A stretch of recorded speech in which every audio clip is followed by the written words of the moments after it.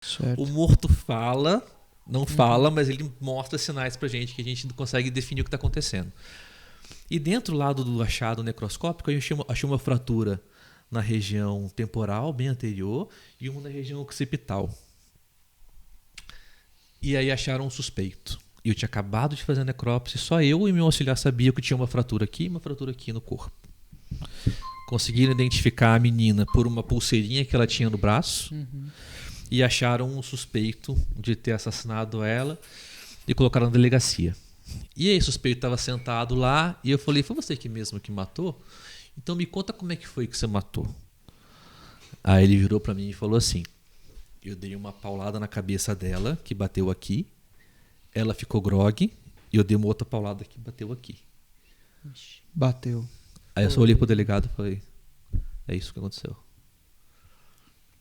A maldade do ser humano não tem limite. E o lixo falando isso, Como eu tô falando pra você aqui. me conta, relatando. Assim aconteceu. Foi. Puta que pariu. Esse caso o corpo falou o que aconteceu. Ele tinha me contado o que aconteceu. Sim. É uma tática, no caso de vocês não saberem e depois vir um depoimento, que é uma coisa que eu tenho curiosidade. Porque isso foi a luva, né? Você pegou o depoimento, mas o corpo já falou contigo. Tive esse desejo louco de beijar sua boca, de cortar a sua língua, de furar teus olhos, arrancar os seus cabelos, de te acorrentar. Então, depois dessa poesia de Fernando Mendes, começa o Hellzenha.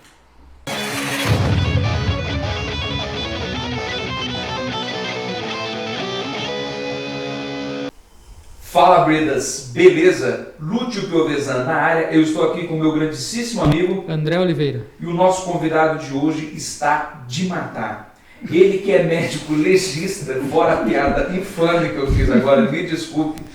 O que é um médico legista? O que ele será que faz? Ele vai te contar. Tiago Freitas, seja muito bem-vindo ao canal Hellzenha. Oi pessoal, obrigado pelo convite, pela participação. Um prazer estar aqui com vocês. Vamos contar um pouquinho do que a gente faz no nosso dia a dia da profissão aqui. Desculpa a introdução infame, mas eu não resisti. Tiago Freitas, vamos lá. Uma profissão muito bem ouvida, mas que desperta muita curiosidade, né? Porque, IML, o que é um médico legista? É um trabalho escondido, né? Ninguém tem acesso, ninguém Exato. sabe muita coisa. Ninguém quer ter esse acesso também, É verdade. né? Mas curiosidade muita gente tem. Se eu Né? tiver que ter acesso a um médico legista, não está tudo muito bem. Verdade. O Você tem que é ter um médico legista? Bom, o médico legista ele faz a parte da medicina legal, que é uma parte da medicina que não é assistencial. Ela vai investigar a parte de tanatologia, da morte, do que causou a morte, quais são os elementos que tem ali que vão trazer para a polícia, no meu caso, prova material para crimes, né, para inquérito policial. Eu sou médico legista do Instituto Médico Legal. O Instituto Médico Legal ele é um braço do delegado, né, um braço da Polícia Civil, que ele busca exatamente isso. Ele busca prova material para crimes. Então a gente não faz necrópsia em todos os corpos, todo mundo que morre que vai para o ML. É só morte violenta, crime, é coisa que realmente precisa de elemento de prova material para o inquérito policial. E a gente também, a maior parte do nosso trabalho, na verdade, não é nem com morto. A maior parte do nosso trabalho é com vivo, que é exame de corpo de delito. Então, 90% do atendimento nosso são com pessoas vivas. Violência doméstica, estupro, agressão, é isso aí que é o mais o dia a dia nosso. E claro, também tem a parte de necrópsia e dos mortos e tudo mais. Tem quando o cara vai preso, faz um exame prévio para ver. Isso, e aí até por uma questão de direitos humanos, todo mundo que vai preso tem que passar no IML para fazer o corpo de delito cautelar, para ver se não teve nenhum tipo de agressão, nenhum tipo de tortura. Isso é uma coisa que no meu dia a dia a gente não vê mais esse tipo de coisa. Mas a maior parte do nosso trabalho é vivo. É mesmo? Porque a palavra acho que ML assusta um pouco, né? Quando você fala, foi pro ML, eu falei, nossa senhora, legista, porque querendo ou não, da nossa época para trás, só ia mesmo os casos mais brutos, né? É só uma morte violenta, né? O que chama atenção, né? Isso. Porque morrer todo mundo morre. Agora, morte que chama a atenção é aquela morte acidental, aquela morte que a gente não espera. E é isso aí que cai na nossa mão. E quando cai na nossa mão, chama a atenção. Nossa, mas tem um médico legista, ele faz isso. Então é um trabalho que algumas pessoas têm curiosidade. Na verdade, ele tem mais curiosidade do que realmente emoção na nossa vida, né? Mas eu tô aqui para contar para vocês aqui o que a gente faz e nosso dia a dia. Curiosidade é o que não falta. Eu, por exemplo, sou muito curioso. Eu e o diretor, a gente adora, né? Séries de... Estão viciados em séries de crimes. Rapaz, eu sempre gostei de medicina legal. Desde a época de faculdade, eu queria ser legista já. E falar pra você que eu nunca assisti um CSI completo. Eu acho que eu fico meio revoltado com algumas coisas lá que não são daquele jeito. House também, eu assisti e ficava perfeito. Inclusive, eu até falei pro Lute, né? Exatamente. Antes de começar, eu falei, vamos perguntar o que não tem nada a ver, o que tem a ver. Eu lembro que eu assisti a House e aí já tinha um episódio lá que a pessoa tinha uma neurostecercose e aí tinha que fazer um raio-x. Né? Aí, nossa, tem que fazer um exame chamado raio-x, é um exame que a gente não faz mais. Não faz raio-x? Não faz raio-x mais. Faz tomografia, ressonância, PET scan. Não faz raio-x lá nos Estados Unidos. Pelo menos lá no House não faz. Nossa, que chique, né? Aí tem que fazer, né? Aí ensinando lá os outros médicos, não, temos que fazer aqui uma radiografia. Não tira chapa. Não, é uma realidade que não é do nosso dia a dia, né? Sabe que o raio-x de tórax, principalmente, é o exame mais feito do mundo. E a gente ficava meio revoltado. Não, para com isso, não troca de canal. Isso aqui que está muito fora da realidade. Então, assim, era um caso por semana, né? Aonde que você vai ter um caso por semana? Não, mas é que ele era muito especialista, então ele só atendia um caso, o hospital tava bombando. Dane-se dessa, igual os caras do SUS lá do Rio de Janeiro, que eu vi hoje lá, um cara lá, que a ambulância ia buscar ele, aí ele ficava dormindo o dia inteiro lá no hospital médico. Ele deve atender um só. Mas sabe quem que era assim, cara? O nosso primo, o Reizinho.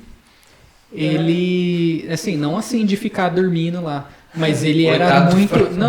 Mas ele é um cardiologista que é, tipo, muito requisitado. Aí os caras iam buscar ele de helicóptero na casa dele, tipo, puta, eu preciso de você agora.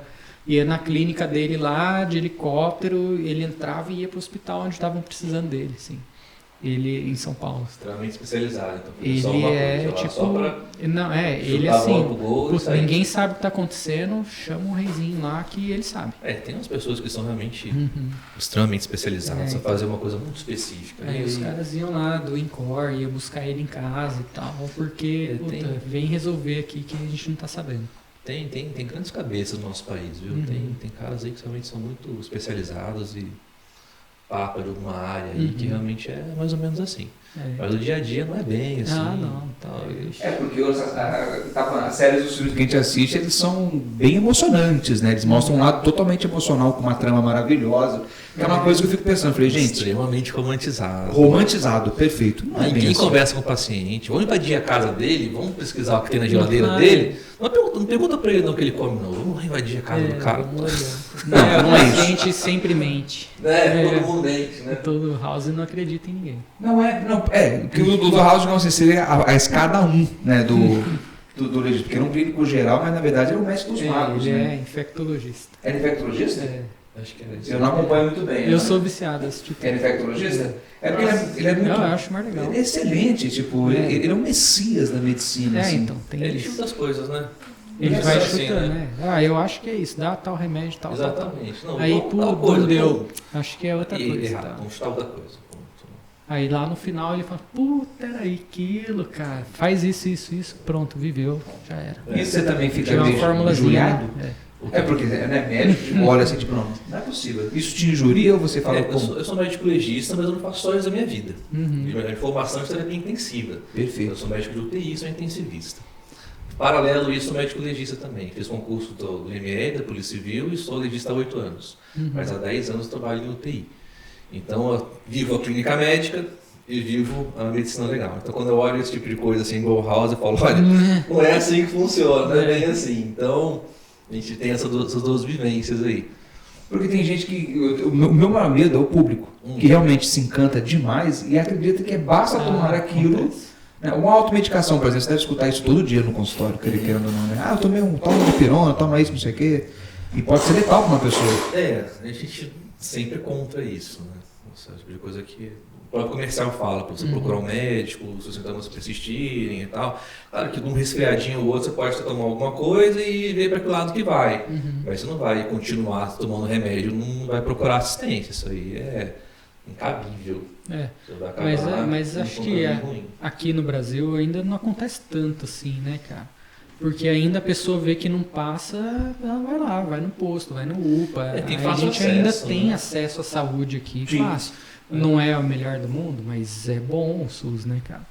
E tá aí acessível para todo mundo, né? Isso acontece muito, por exemplo, nos Estados Unidos, né? Os caras lá vão na farmácia, morrem em casa porque não pega o médico. então. Porque tudo lá é custeado, né? Lá é caro pra cacete. Né? Saúde é cara. Saúde é extremamente cara. Você vê no SUS aqui o pessoal usando à vontade medicação e recurso, que você pega o preço por aquilo ali, é caríssimo. Uma equipe com soro, é coisa barata. Você acha que é barato? Caro. Mais de 100 reais uma equipe com soro. Isso a gente fala por uma cabeça, imagina, né? No dia. Então, tem áreas, na oncologia, por exemplo, uma pula de um remédio de 5 mil reais, o pessoal usa 3, 4 vezes por dia. Então a gente não tem noção, né? A gente no tá Brasil, lá, é de graça. É de graça. O atendimento é caro. Só que tem que pagar, a prefeitura paga para alguém fazer, paga para chegar a medicação, né? Tal. Só você ver quanto custa uma tomografia no particular, você vai no municipal, tomografia um atrás do outro. Isso tem um custo. O SUS custa isso tudo. Sim, para mais, né? Agora com a nova, não pode falar o nome, com a nova onda, né? De infecções de 2019. Essa nova doença. Sim. Então, creio que você é da área de UTI. Sim. Com certeza já está ou esteve na linha de frente ali o tempo todo. Então, desde 2019, a nossa carga de trabalho aumentou muito. Porque aumentaram os leitos de UTI, aumentaram muita estrutura teve que aumentar. E o recursos humanos não acompanham isso, não tem gente para tocar todo esse tipo de serviço. Então a atual equipe teve que se desdobrar e trabalhar dobrado. E não é só contratar qualquer médico, né? Não, a formação ela não é assim, eu vou contratar mais e acabou. Você tem que ter gente formada e especializada nisso. Você até pode botar gente que não é especializada nisso, mas é um desastre. Como aconteceu em alguns lugares no começo aí dessa nova onda.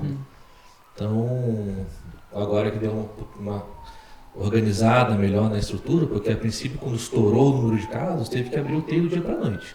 Eu estou no hospital que tem 4 UTIs, abriram mais 6 de um mês para o outro. Então, é quem estava no front ali para trabalhar. Olha, você é médico, você tem experiência aqui, vem trabalhar. Mas não sou intensivista, tem só um consultório, não interessa, vem.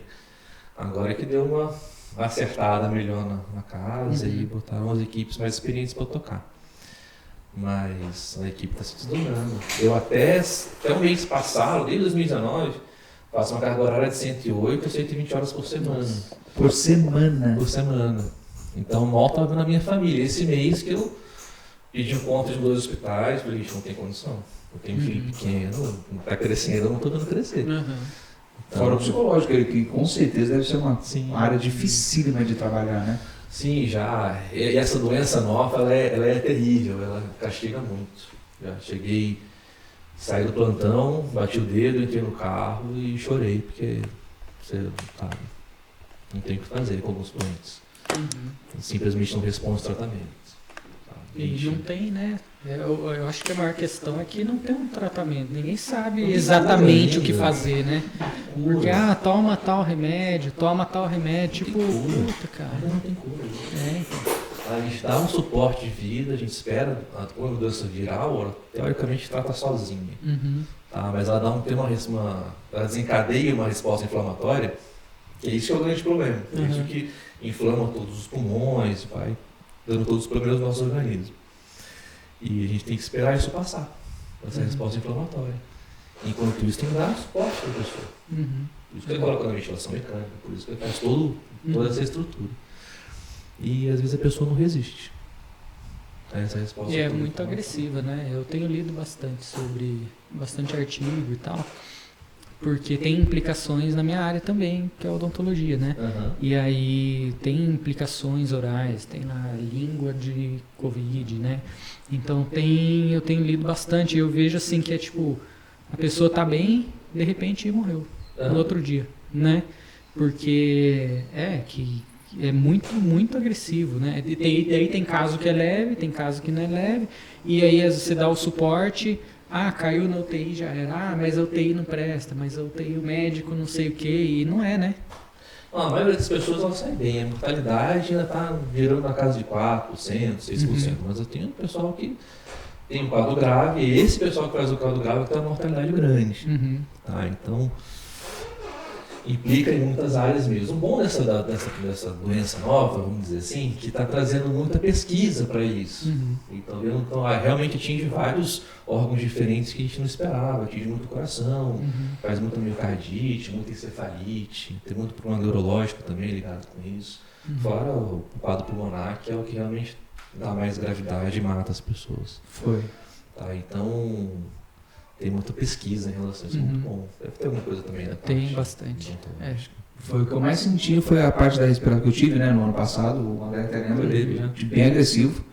E o que eu mais senti, fora a respiração, foi até mesmo o meu humor, que alterou muito, muito mesmo, até mesmo depois, e memória. Eu tive lapsos de memória, eu sou uma memória muito boa, muito. Eu tive lapsos de coisas que eu jamais esqueceria. Isso é descrito como uma síndrome pós essa doença. Está sendo muito escrito sobre isso também. Tem muito essa parte de cognição, de esquecimento, lapso de memória. E a coisa é simples, assim, eu ficava até com raiva porque uma chave, por exemplo, eu tinha acabado de vê-la, eu separei para poder sair de casa. Aí eu parava no meio, o que eu ia fazer mesmo?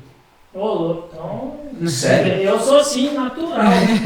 E outra, eu olho pro computador, estou fazendo um negócio, vou fazer isso aqui agora. Aí eu paro assim e falo, o que eu tava fazendo?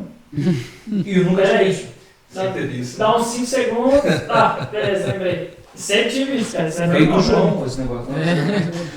Não, mas eu senti muito isso, e o humor, porque era muito oscilante, ainda é. De vez em quando eu tenho uns negócios meio de estar meio emputecido assim, fui até mesmo procurar fazer terapia em relação, mas devido a outras tratativas, e foi me dito que pode ser por causa disso.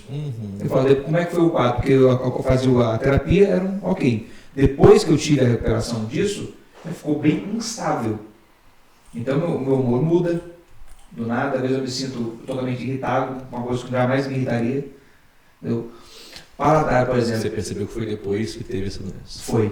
E também, lógico, a parte psicológica também, querendo ou não, você fica com receio de tudo. Abalado, né? Abalado, eu fico com medo, por exemplo, de tocar na minha mãe. Né? Por amigos, familiares, chegava na empresa assim, para trabalhar, tipo, não toca em mim não. Até hoje, eu não gosto que toque muito em mim, que eu não conheço. Mas eu não era totalmente assim. A pessoa, tudo bem, como você tá? Aí, não, mas não é uma coisa, tipo, me irrita. Eu olho assim, tipo, e já passa.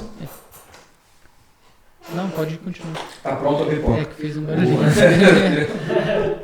E isso, querendo ou não, é um dos, né? Porque é uma lista absurda. Vai mudar muito o comportamento nosso, né? A forma como a gente interage entre a gente vai mudar muito. Tá mudando, né? Hoje em dia ninguém cumprimenta mais dando a mão, né? Dá um soquinho. Os cumprimentos de gangue. Exatamente. Tem gente que fala que o hábito da máscara vai ficar. Quando começou a inventar cueca, ninguém usava. Agora todo mundo usa. E no Oriente o pessoal já usa máscara já com muito tempo. A pessoa está resfriada, sai na rua, coloca máscara. Um hábito de educação para você não passar isso para frente. Eu acho que uma coisa vai ficar ainda. Eu acho que algumas pessoas vão seguir nisso. Eu acho que a gente não vai se libertar completamente desse hábito aí. É igual a gente na Odonto, por exemplo, nunca usou face shield, né? Assim, nunca usou. E agora, cara, uns dias atrás, cara, eu fui extrair um dente e aí eu precisei cortar o dente. E aí, cara, espirra e tal. Porque daí você vai com a alta rotação ali, a broca, e espirra e tal, né? Espirrar água, saliva, sangue, tudo. E aí, cara, o bagulho ficou tipo. Eu falei, cara, como que eu não usava um negócio desse antes, meu? Espirrava tudo na minha cara e eu não tava nem aí. Fica. Então. Até quando as limpezas vai tirando aqueles tártarozinhos assim. Também. Voa uma coisinha na cara do dentista. Boa, assim, cara. E nunca usei isso daí antes, né? E só que agora eu não vou parar de usar também. Acabou essa doença aí, tá, mas, os negócios espirravam na minha cara e eu não tava nem aí com isso, tipo... Ainda uso quando eu vou fazer algum procedimento invasivo, entubar, ou fazer algum procedimento mais invasivo, ainda uso. Porque boa coisa e protege a nossa máscara também. A gente usa a N95 e não é uma máscara que você fica trocando o tempo todo. Você coloca no começo do plantão, você vai embora com ela. Mas se contaminar alguma coisa, você tem que trocar. E não é uma coisa de tão fácil acesso assim. Até o hospital também fica te dando isso o tempo todo. Então, você coloca o face shield, você protege o seu EPI. Então, eu sou barbudo também. Então, daí protege tudo isso aqui. Então. Não, mas eu nunca usava isso daí, cara. E agora vou usar pra sempre. Um procedimento que até uma gotinha diferente ali, já uso já. E fica cheio, cara. Cheio de espirra, saliva, espirra tudo, lá cara. no IML a gente tem um face shield um pouquinho maior. Já sempre teve isso aí. Porque lá tem uma paramentação tudo especial e maior do que normalmente na assistência ao vivo, né? Então é galocha, macacão que sempre teve, uma luva que vai até em cima, isso tudo protege a gente. E você serra a cabeça, aí voa o osso enquanto é lá, então, esse tipo de coisa assim. Porque o material que usa lá no IML tem muito material de uso doméstico. Material de uso... Serra elétrica, concha de feijão. Passa, velho. Não vou mais comprar feijão, não. Pra tirar Então, tem, por exemplo, sangue na cavidade, eu tenho que quantificar quanto sangue tem lá dentro. Então, eu tenho uma concha lá, se a concha tem 250 ml, eu vou quantificando em concha. Uma concha, 2 conchas, 3 conchas. Só tem 1 litro de sangue aqui. É assim que a gente vai quantificando. Então, mas tem muita coisa de uso doméstico. A faca que a gente usa no churrasco é uma faca que a gente usa lá. Faca de cabo branco, de carbono, isso. As melhores facas que tem. Passa na charitona.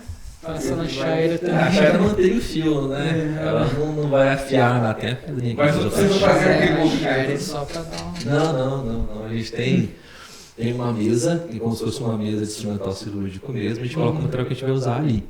Tá, então, antes de começar o monocrops, depois de começar, tem uma manutenção desse material. Então, aí faz a fia, a mola, a faca, tudo. E eles todo imaginam pronto, ele não fica... Foi maluco, né? Tipo, Vai lá. um sorriso sacado. Isso aí é totalmente opcional. Já viu isso? Fica, cara. Ele coisa que você não tem ideia. Tem que ter um multilegista lá. Sempre com muito respeito. A sala de necrópsia tem muito respeito com o cadáver. Então, uma coisa que isso aí é primordial. Respeito com a pessoa que está ali. Que pode não estar mais entre nós, mas ela merece o respeito. Então não tem nenhum tipo de gracinha, nenhum tipo de nada.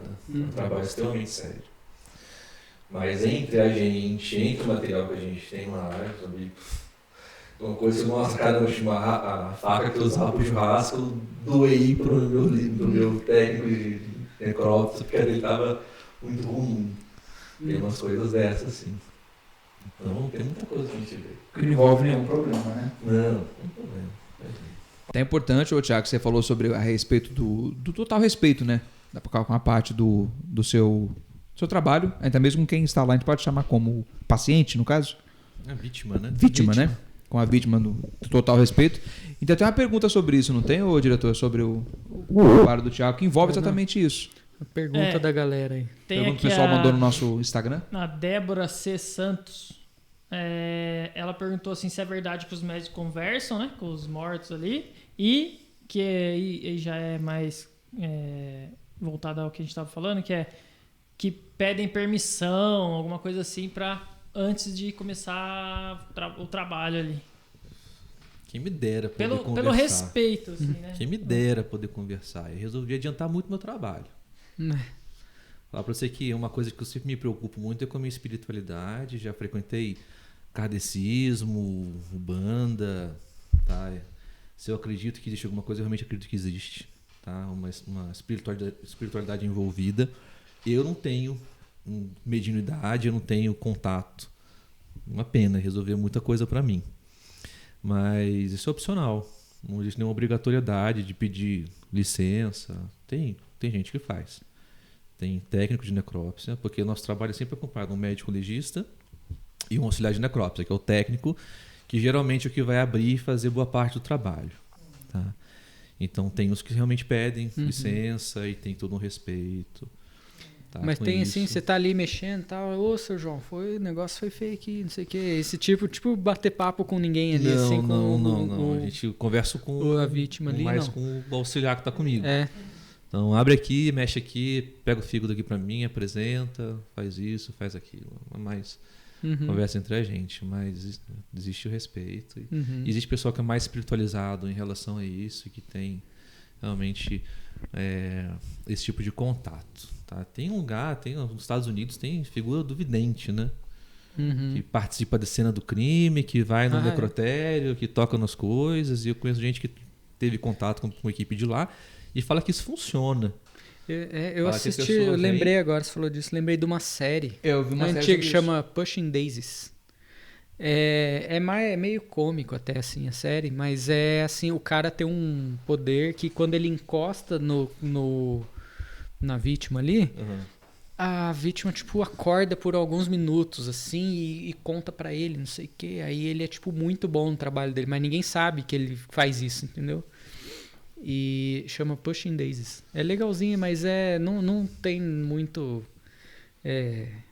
veracidade científica, assim, mas é legalzinho. Ele sempre dá uma romantizada nesse seriado, totalmente, né? O cara encosta, mostra até um choquinho, assim, então, e aí teve contato com polícia nos Estados Unidos, na Flórida, e lá tinha a figura do vidente e falou que é excepcional o trabalho dos caras. Não tem como você falar assim que funciona ou não funciona, que a pessoa vem e fala e toca lá e fala, olha, aconteceu alguma coisa aqui nesse lugar e depois veio pra cá e depois eles vão montando o caso e bate. Aí você vai falar que não existe? Com a clara evidência do próprio, né? A narrativa dele, né? Isso. Ele fala, olha, aconteceu alguma coisa nessa sala, teve algum acontecimento aqui e foi aqui para a cozinha e aqui aconteceu o desfecho final. E aí você vai investigando e com toda a equipe de perícia de local de crime e bate. Aí você vai falar que não existe? Falar que isso é uma besteira. Quem sou eu para falar? Não tô aqui afirmando nem desacreditando. Mas que deve ter alguma coisa, deve ter sim. Aqui a gente tem muito pouco isso, é um trabalho que não é reconhecido também. Então... porque muita gente também, você falou do kardecismo, minha mãe ela é kardecista e ela tem uma mediunidade muito interessante. Inclusive o negócio fala, quando a mãe... Falar em sua mãe, peraí. Dona Jane, um abraço pra senhora. É verdade, boa. Dona... Beijo. Um abraço. Vocês não vão se ver em breve de jeito nenhum. Daqui a 1000 anos. O negócio é o seguinte.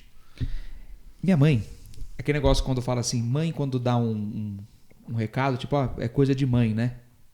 Mas, cara, ela conseguiu descrever uma situação muito complicada antes mesmo de eu chegar lá. Aí eu fiquei um pouco bem mais crível nessa evidência dela. Porque ela descreveu local, pessoa, roupa e acontecimento. Caramba. Ela falou, eu acho melhor você não ir, mas se você for, tenta vir nesse horário aqui. Cara, me arrepio até hoje de falar. Você foi? Fui porque era trabalho. Eu fui e falei, se você tem que ir, mas evita falar com fulano e ciclano. E quando aparecer um rapazinho tal, evita falar com ele. Cara, mas apareceu exatamente a pessoa. Quando a mãe fala aí foi o dia que o Lute me conheceu. Não, tipo, evita falar com ele, não. Não foi o João, mas aconteceu. Inclusive, o acidente que eu era pra eu ter falecido, foi ela que me livrou. Um amigo me deu carona, eu trabalhava num hospital, ele me deu carona pra casa, falou, vamos sair, hoje é fim de semana, tá de folga amanhã, tal, vamos sair. Eu falei, cara, vamos sim. Eu entrei em casa, ela falou, se fosse você não ia não sei porquê, mas melhor não ir não, porque não que o rapaz não seja legal, mas eu gostaria que você não fosse. Tem como você ficar em casa? Eu falei, porra, tem. Pô, um pedido desse. Falou, Paulo, acho que eu não vou não ir. Já aconteceu isso comigo também. Já aconteceu comigo? Eu falei assim, não vai não, tô com um sentimento ruim. Isso. Amigo, vai rolar não. Vou ficar em casa. Por quê? Porque eu não vou, cara. E ele sofreu um acidente. Eita. O lado do passageiro encostou no motorista. Um cara ultrapassou o sinal e bateu na lateral do carro. Sim. E era para eu estar no carro. Tanto que o lado do passageiro chegou nele. Então. Era um Chevette de aço. O impacto da pancada. Eu falei, caramba, então assim, falando sobre isso, aqui você já teve uma experiência, você não é claro evidente, mas você no trabalho ou até mesmo em casa já teve uma experiência, digamos assim, curiosa sobre isso? de ter um sentimento e acontecer. Ou até mesmo que seja num sonho, um sentimento, ou durante o seu trabalho, você visualizar ou ouvir. Eu queria muito ter Sério? esse tipo de contato. Nunca aconteceu. Acho que minha mediunidade não é aflorada de jeito nenhum. Ia facilitar muito o meu trabalho. Mas nunca aconteceu. Acontece coisas e muita coisa a gente acaba ignorando no dia a dia, porque a gente tem que ter uma certa sanidade também para trabalhar. Eu trabalho no limite da vida, na UTI, e trabalho no começo ali da morte, quando a pessoa acabou de morrer e vai para a necropsia. Então tem algumas coisas que acontecem, principalmente em necrotério, alguns vultos que a gente vê, umas coisas que a gente acaba ignorando por conta disso de sanidade no trabalho. Já aconteceu de todo corpo que chega, eu tenho que tirar foto de frente e de perfil. Opa. Isso aí até para cadastro de desaparecidos isso tem que fazer. E já aconteceu, eu pegar uma pessoa, colocar o rosto assim, tirar foto, fui sentar, quando eu olhei estava virado para o outro lado. Eita porra. Eu já não voltava mais trabalhar nesse lugar. Eu não voltava. Não, já uma vez eu trabalhava no IML de Araçatuba. E o IML de Araçatuba, o necrotério vai separado do resto do prédio. Vai separado. O quê? Era Os caras de já noite. fizeram assim de propósito. Não, porque assim, o prédio que o administrativo pertence ao Estado, né, a seccional da Polícia Civil, e o necrotério pertence à prefeitura. Então era um outro terreno do lado. Então você tinha que sair do prédio e ir para uma garagenzinha assim, que é onde era o nosso necrotério. E tava de noite e tava chovendo muito. Não, E aí? eu já não ia trabalhar. Cenário Choveu. de filme de terror. Ficou cinza. Já não vou trabalhar hoje. Não tem essa não, tem que Numa ir. garagem. Tem que ir. Na garaginha. E aí eu tava lá com o meu técnico de necrópsia, a gente ia começar a fazer um corpo ainda, tinha mais uns 3 lá, porque lá era um IML que atingia as 40 cidades, né? Porque tinha uma deficiência de profissionais enorme na região.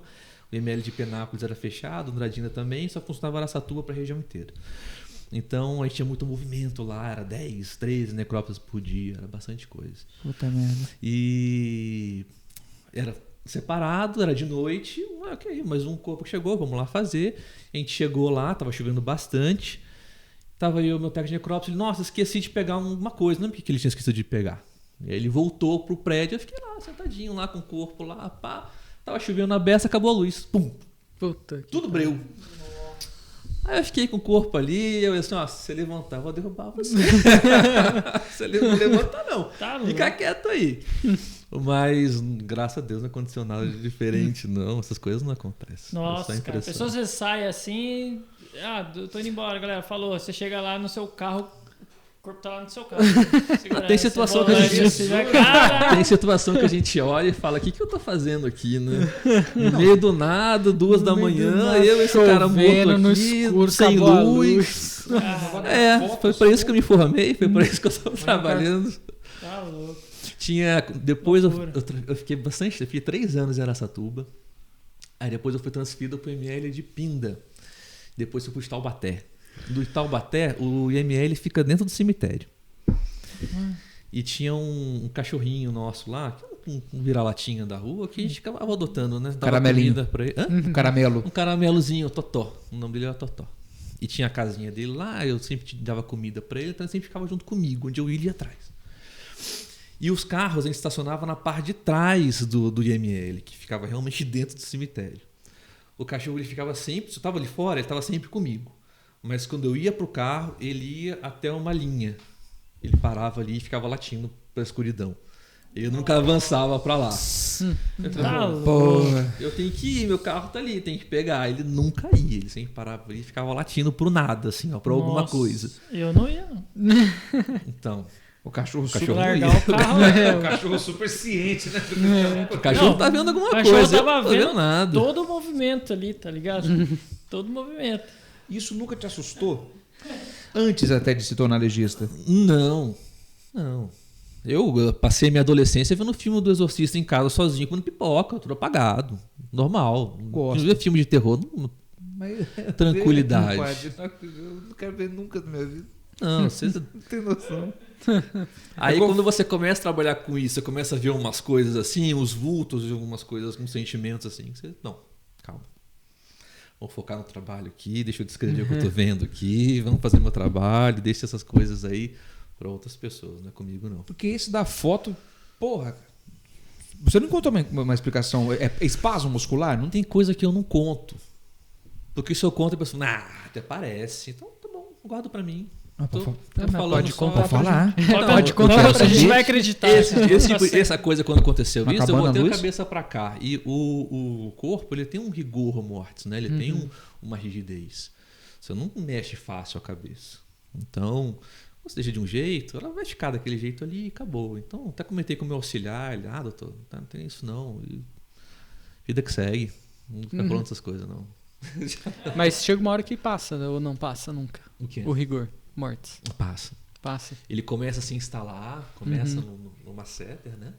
Depois vai indo até os pés. E depois ele vai desinstalando também, que é dos pés até o rosto. Isso aí faz parte da tanatologia. Né? Que manuseio numa dele. dessa é que o corpo vai lá e arrota e não sei o quê. É muito Essas coisas comum acontecem também, né? Enforcado, ele, como você tem uma compressão cervical, acumulam-se gases no estômago, né? E quando você tira esse laço, o corpo arrota, faz barulho. Isso aí, quem mexe com cena de crime vê bastante também.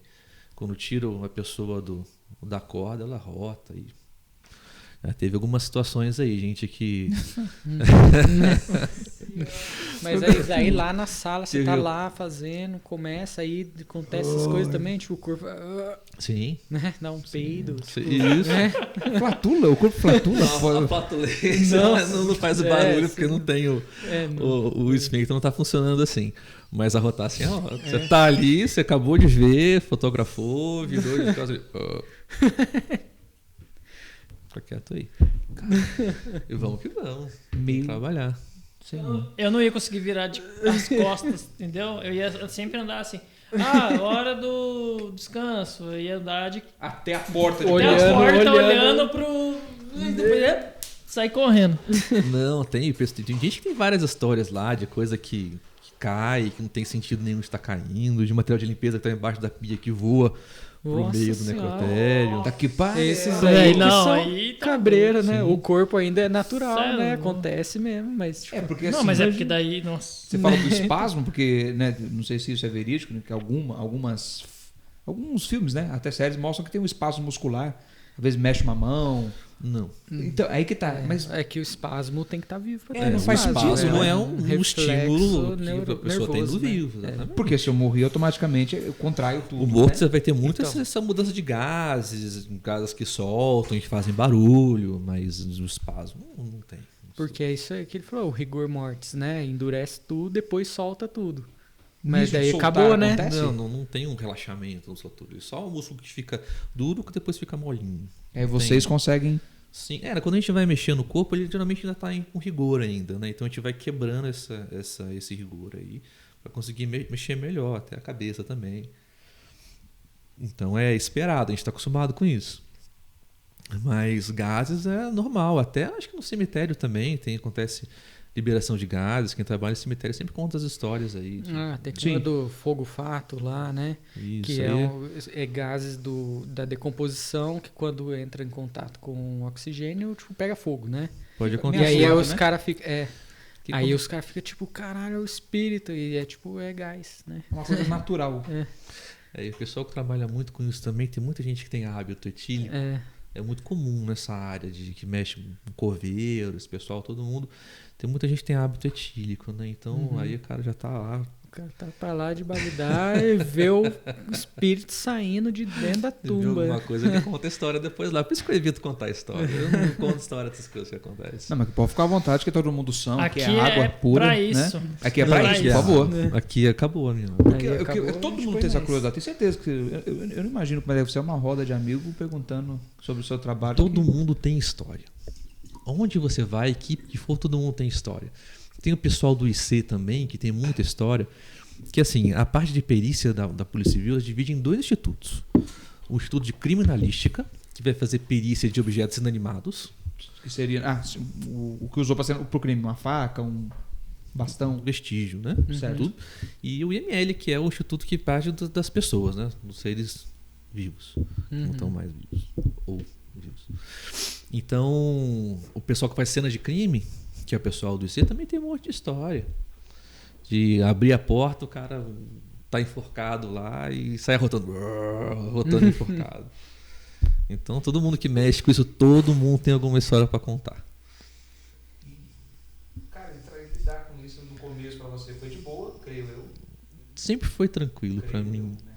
Né? Sempre foi tranquilo para mim. Sempre foi tranquilo. Mas teve algum colega que já teve que ajudar porque sentiu um pouco mais pilhado, dependendo do caso? Ou passou mal. Ou passou mal, isso. Então, a equipe sempre trabalha junto. Tá? Então, tá todo mundo junto, é um clima de trabalho, não tô no clima de mistério. Você tá um dia, tá aceso, poxa, aconteceu tal coisa aqui, vamos ver, vamos registrar tudo. Então, é outro clima, não tem essa... As pessoas estão tensas ali, tá todo mundo relaxado, tranquilo.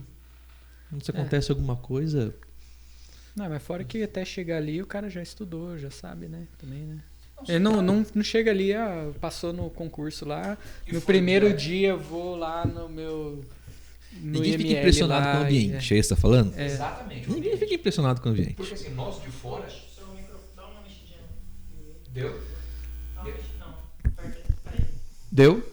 Voltou? Porque nós que estamos de fora, eu, por exemplo, eu sou leigo. Totalmente. Eu não posso tomar por livros que eu leio ou por coisas que eu assisto aquilo como verdade, porque eu não faço parte. Do mesmo jeito como, por exemplo, pergunto, Lu, você não sente quando você sobe num palco, você não sente nervoso? Eu falei, sinto. Mas não parece. Eu falei, aí é que tá. Eu consigo transformar aquilo como profissional. Para mim, tudo bem. Assim como eu tenho, por exemplo, parentes da polícia ativa, né, militares, civis. E como é que é uma perseguição? Eu falei, então, na hora... A gente liga o módulo, só que depois, sim, às vezes, meu tio fala, às vezes eu fico um pouco emocionado, eu desabo, porque dependendo do caso, chega numa cena de crime e vê uma violência doméstica infantil, ele falou, não há um ser humano, ele falou, cara, eu sou um ser humano. É bem isso mesmo. Não tem como, tipo, eu vou separar aqui o profissional, porque, né? Não tem, porque assim, ele tem que lidar com os demônios, né? Ali ao mesmo tempo, ser profissional, só que quando o cara chega em casa, meu irmão, ele desaba. É bem isso mesmo. Não é isso? Eu falei pra você, quando você sai da UTI, por exemplo, que não consegui resolver, ou então, sabe, isso aconteceu. Chorar e no IML também. Você, por mais que você seja acostumado e aquilo seja seu dia a dia, tem caso que impressiona. Tem caso que você fica, nossa, né? Chega em casa, olha as fotos do caso, e, puxa, caramba, essa pessoa sofreu, aconteceu tal coisa, você fica, realmente mexe com você. Imagina. E é nessas horas que você tem que trabalhar com a sua sanidade e trabalhar o seu espiritual. Isso realmente é importante. Porque não há, querendo ou não, independente da área, quando é contato humano, né? Quando se trata com tratativa humana, é variável. Não tem como você, tipo, não, vai ser sempre tranquilo. Uma forma de defesa de todo mundo que trabalha com essas coisas é não ter contato com família e você realmente perceber aquilo ali realmente é uma pessoa que tem todo um sentimento, tá? Isso é uma forma de defesa nossa. Quando eu trabalhava com emergência também. Chega a pessoa ali, uma parada cardiorrespiratória, uma emergência médica e morreu na sua mão. Se você ficar muito ligado com a família, ou muito ligado no quem que é aquela pessoa, o que ela é, o que ela representa, você não trabalha. Você não consegue trabalhar mais. Então você tem que ser um pouco impessoal, você tem que ter uma frieza, o trabalho impõe isso para você. Você não consegue trabalhar com isso. Então o pessoal que trabalha com esse tipo de coisa, tanto com medicina legal, e quanto com emergência, com TI, acaba com o tempo tendo uma frieza em relação a isso. Fica um pouquinho mais impessoal, porque o que isso aqui é trabalho. Se eu ficar muito ligado com isso aqui, tem todo um sentimento naquilo ali, eu não consigo trabalhar. Você imagina o tanto de trauma que passa das pessoas que passam ali.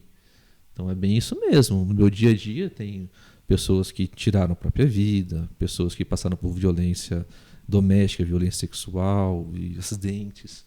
E eu não posso ficar pensando todo o sentimento que aquilo carrega, porque é um trabalho. Mas porque você tem um contato direto com isso e tem que se manter, né, digamos assim... Eu tenho que ter uma visão técnica sobre o que está acontecendo. O meu trabalho é técnico. Certo. Eu estou ali para apontar para um laudo, para o que o delegado quer saber, quais são os quesitos que ele quer saber, né? Responder as perguntas que ele quer saber. E na parte assistencial eu estou ali para dar assistência para a pessoa, deixar ela viva, ou então livrar ela de um sofrimento. Né? porque a gente tem que ter a noção também de que na parte assistencial, como médico, daí eu digo não como legista, com a parte de médico assistencial, de emergência e de terapia intensiva, que a morte é uma coisa que é natural do ser humano. Sim. Eu nunca esqueço, no primeiro ano de faculdade, o professor perguntou isso para a turma. Gente, qual é o papel do médico? Vocês estão aqui por causa do quê? Qual é o papel do médico? Qual é o papel do médico? Você sabe? Bom, eu teria que evitar o sofrimento maior. Eu acho que é evitar, tipo, quase igual o Lute, assim, mas tentar prolongar a vida, sei lá, talvez. A turma inteira respondeu isso. Uhum. Evitar a morte. Uhum. Salvar a vida. Salvar a vida, é. E aí o professor falou assim, mas a morte é natural. Uhum. Todo mundo vai morrer. O vozinho de 98 anos que está lá com câncer terminal, você vai tentar salvar a vida desse vozinho? Uhum. Quanto tempo mais você vai perdurar essa vida dele? Você tem que evitar o sofrimento. Evitar o sofrimento humano. Se aquela doença tem cura, você dá o tratamento. Perfeito. Para você evitar o sofrimento. Uhum. Mas tem coisa que não tem cura. E aí você dá o quê? Você dá o conforto. Você tira o sofrimento. Então é isso que você tem que ter sempre na sua cabeça também. Na parte essencial. Cara. Então não é chegar lá. Eu trabalhei em APH há muito tempo. Trabalhei no SAMU. Trabalhei em Guaratinguetá. Trabalhei em Mauá, na Grande São Paulo. Tem cena que você chega lá que é catastrófico. Uhum. Tá? Trabalhei em concessionária de rodovia. Você chegar lá, dentro de um carro tem uma família com 4 pessoas. 2 já estão mortas na cena. E outras 2 estão acordadas vendo tudo acontecendo. Carro capotado, uma mãe com a cabeça esmagada. E você tem que lidar com aquilo ali. Você tem que tirar a pessoa dali, confortar a pessoa, tirar ela daquela cena, daquele sentimento todo, tentar tratar aquilo ali. Tentar resolver conforto para a pessoa. Tá? E quem morreu na cena não tem o que fazer. Exatamente. Não é, não, aqui eu vou tentar salvar e vou resolver. Não vai. E aí que entra a sua parte também da, digamos assim, da separação, porque a pessoa está desesperada vendo um ente e você não pode se envolver muito. Às vezes na cena do acidente você tem o pessoal que está diretamente envolvido, que você tem que tirar do local, que você tem que fazer um protocolo todo de mobilização, entubar, enfim, o que for, e tem o pessoal da cena em volta, que às vezes tem um parente desesperado do lado ali, que você tem que dar assistência também. Então tira ali alguém da sua equipe, um enfermeiro, um condutor, que seja, para ir lá ver essa pessoa, para dar assistência. Ele pode entrar em choque, né? Sim. A pessoa que está ali, ela não está preparada para ver aquilo. Nossa, né? Nenhum de nós. Não, mas você começou a contar, a gente estava off aqui, da história de Mauá lá. Conta ela pra gente. Então você tem que ter sempre o cuidado com a vítima, com a cena e com a equipe também. Uma vez aconteceu da gente ir dentro de um local de consumo de droga, tinha muita gente lá fora da lei, muita gente de bem também que passa por ali. E bem o vendedor dos produtos tinha uma parada cardiorrespiratória. Então a gente foi chamado, a gente entrou lá. Gente boa, muita gente com arma na mão. E o cara parado lá. O cara tava morto. E eu tinha a minha equipe para tomar conta da minha equipe também. Então dá para você levantar e... Morreu, obrigado, falou tchau. Aí. Não. Massageia, bota na ambulância, vamos levar, vamos sair daqui. Vamos preservar a minha equipe também. Então levamos, chegamos no hospital lá, olha, faleceu tem um tempo já. Mas eu não podia ficar lá, não dá para ficar na cena. Fora que ainda você chega lá e fala, ih, morreu.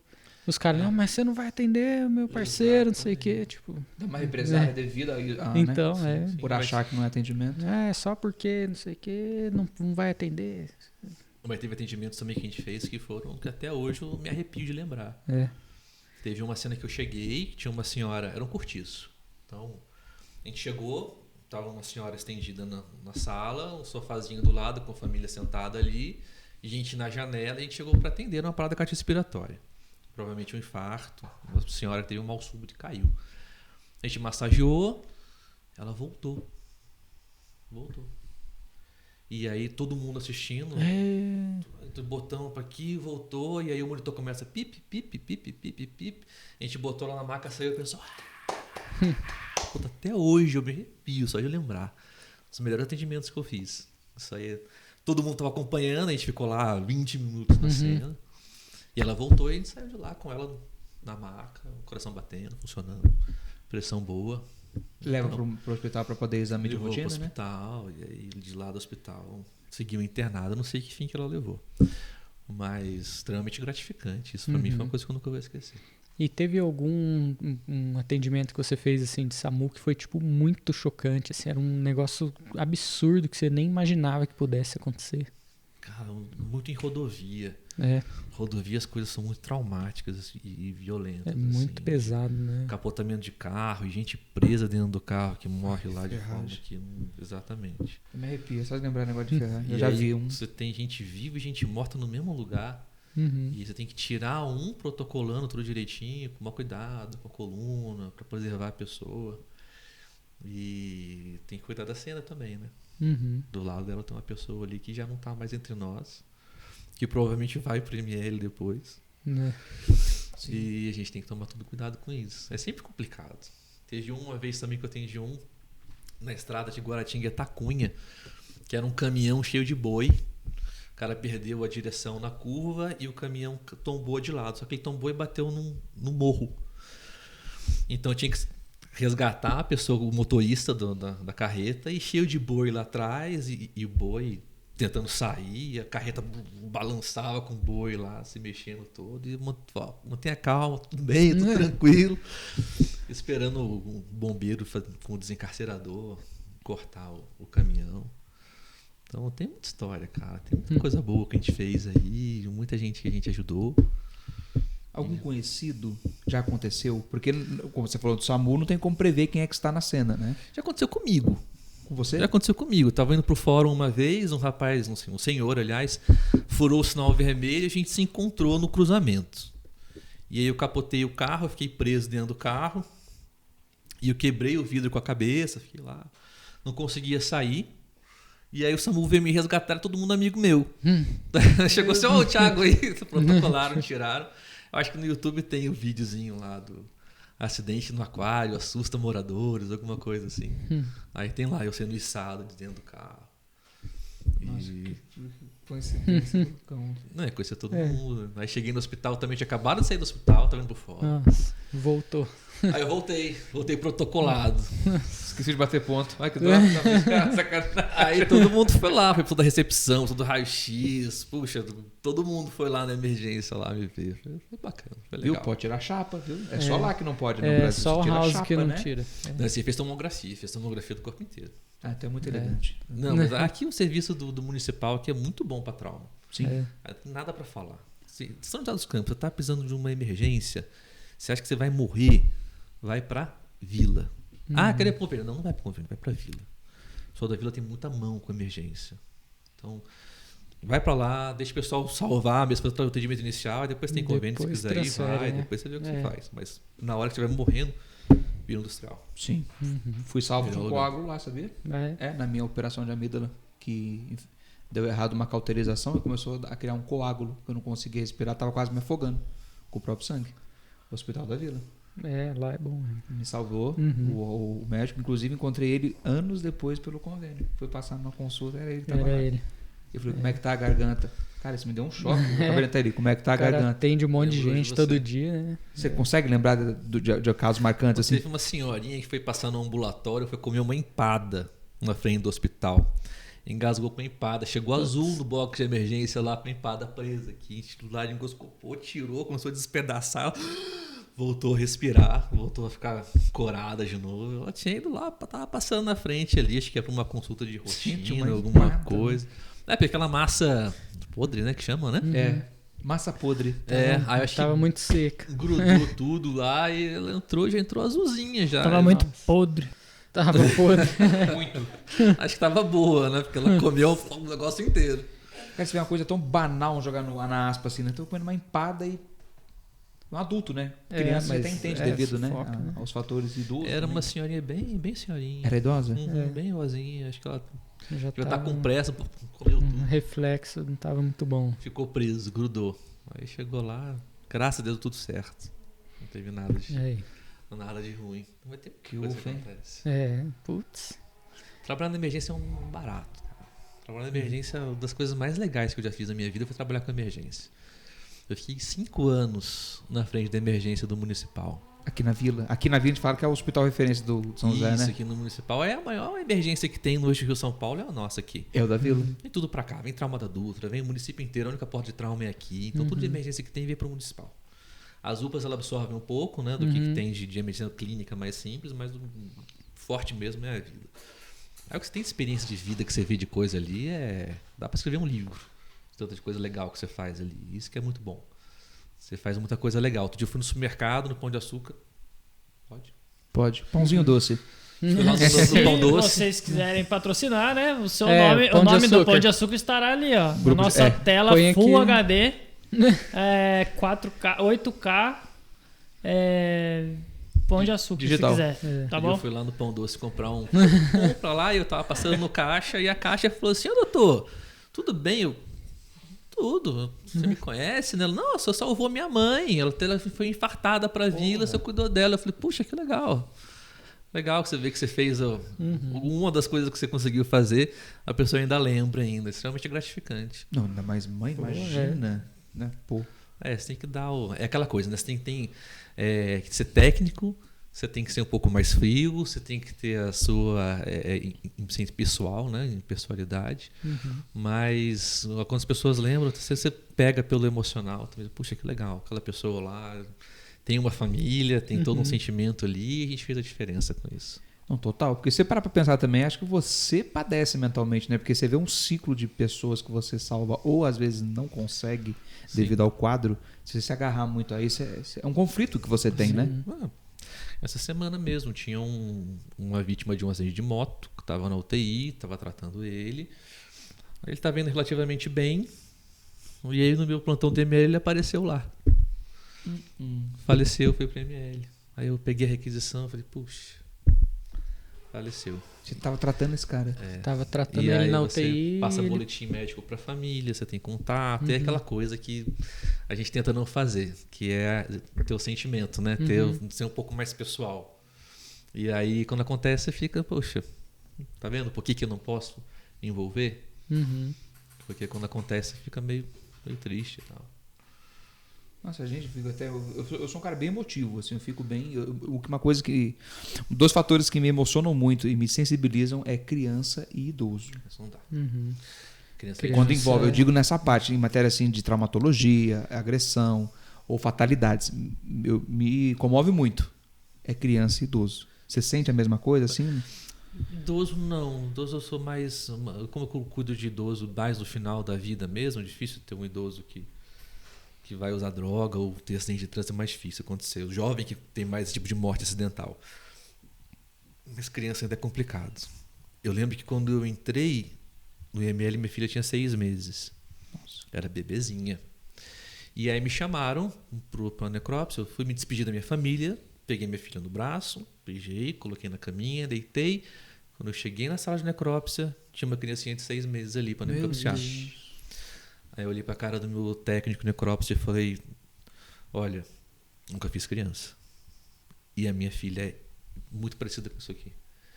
Aí ele já era um técnico bem experiente. Ele falou assim, doutor, o segredo aqui é ser rápido. Vamos ser rápido. E era uma criança que tinha broncoaspirada, leite materno. Entrou leite no pulmão e fez uma asfixia e morreu. Então foi rápido, abriu, expôs, fotografou. É isso. Olha o resto, nada, fecha, acabou. Ponto, é rápido. Mas ainda fiquei um tempo ainda matutando ainda, puxa vida. Aí quando você volta para casa e vê a sua filha ali, Isso. você só quer dar um abraço forte assim, e, sabe? Agradecer tudo pela saúde, agradecer a Deus e tem que ser muito grato sempre. Sempre sou muito grato com tudo. Tem que ser. Sempre que eu faço oração, eu agradeço. Sempre. Não fico pedindo as coisas, eu agradeço. O principal é agradecer. A gente não tem noção de como a nossa vida é abençoada e de como a gente tem as coisas. E quando a gente perde, a gente vê que a gente tinha. É, A exatamente. gente só percebe que realmente tinha quando perde. Então tem que ser sempre muito grato. Esses casos de criança ainda hoje são meio complicados ainda. A gente tenta fazer rápido e mais técnico possível, não é fácil. Porque querendo ou não, tem todo o julgamento nosso, moral, sobre a inocência da mesma, né? A Poxa. criança não é pra estar ali, não é natural, né? Isso, exatamente. Criança- Falou bem, André. É. Seleção natural, né? É, natural. porque a criança ainda tem tudo pra acontecer pra ela chegar ali, né? Ai, e cara. aí não Lembra que não eu falei para aconteceu, vocês né? que a maior parte do atendimento nosso lá no IML é de gente viva? Uhum. Sim. A gente faz muito de abuso sexual. E a maior parte de abuso sexual é criança. Nossa. Tá? É criança e geralmente o agressor é gente conhecida, é gente da família, é gente que você nunca acha que vai fazer isso.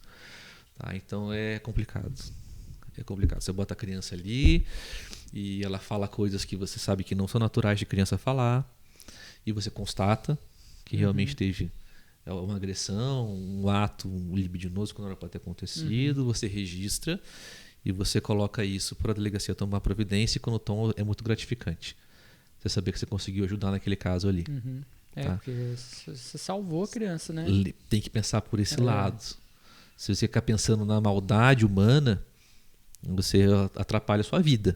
É um inferno, né? É um inferno que ela passou. É, então. Mas aí se deu o resultado que tinha que dar, né? Ele fez lá o trabalho, constatou que Positivo. era isso mesmo. A polícia investigou, achou quem é.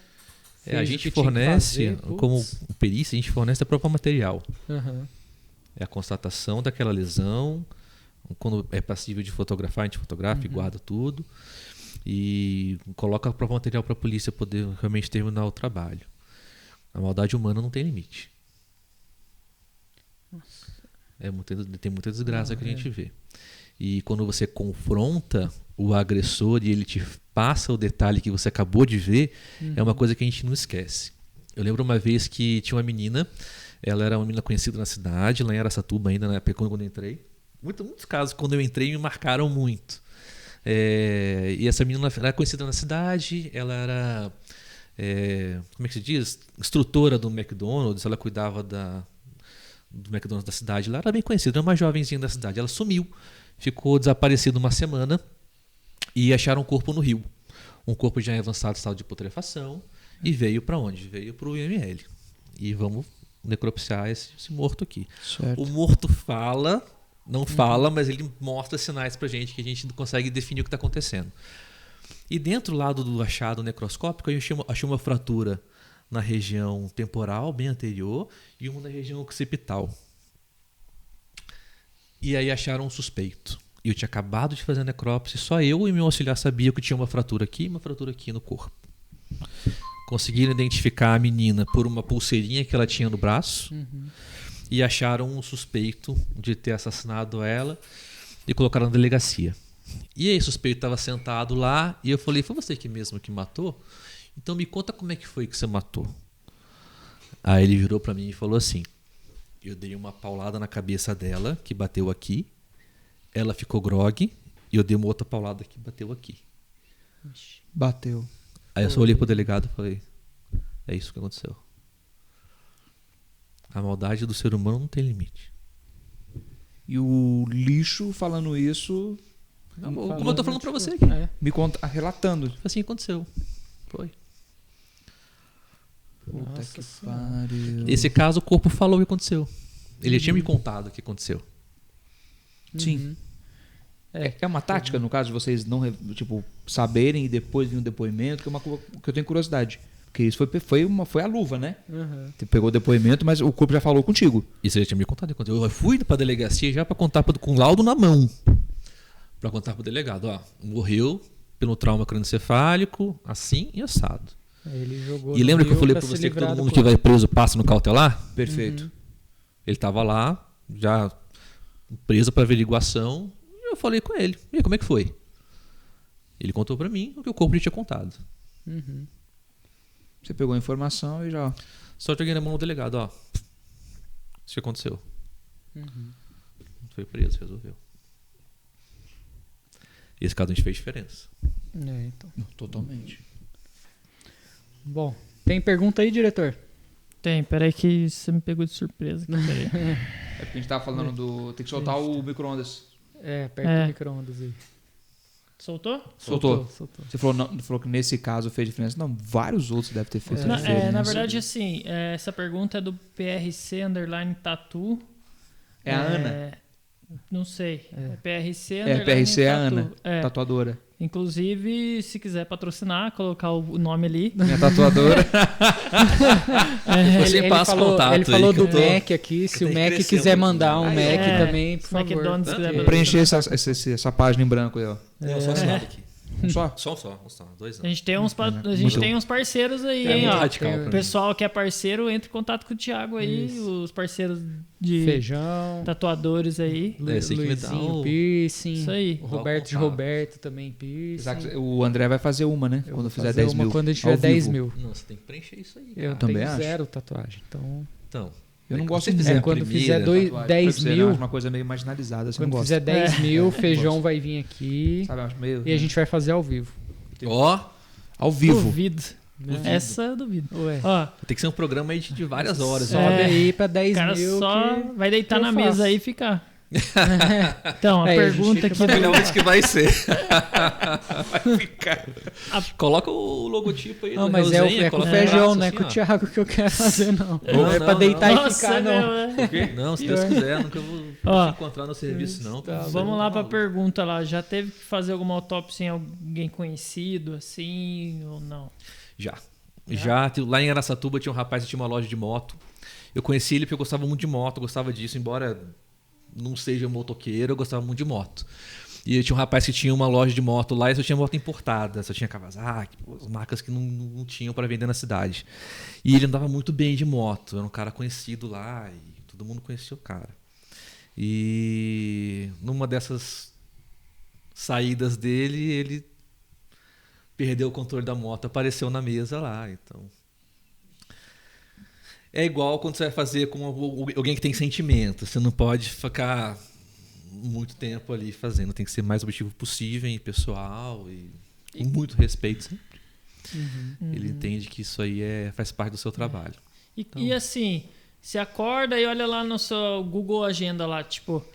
Ah, tá, agora às 10 da manhã tem a Maria, que eu tenho que ver aqui os tiros que ela levou. Aí tem o José às 11, que eu tenho que ver ali dentro.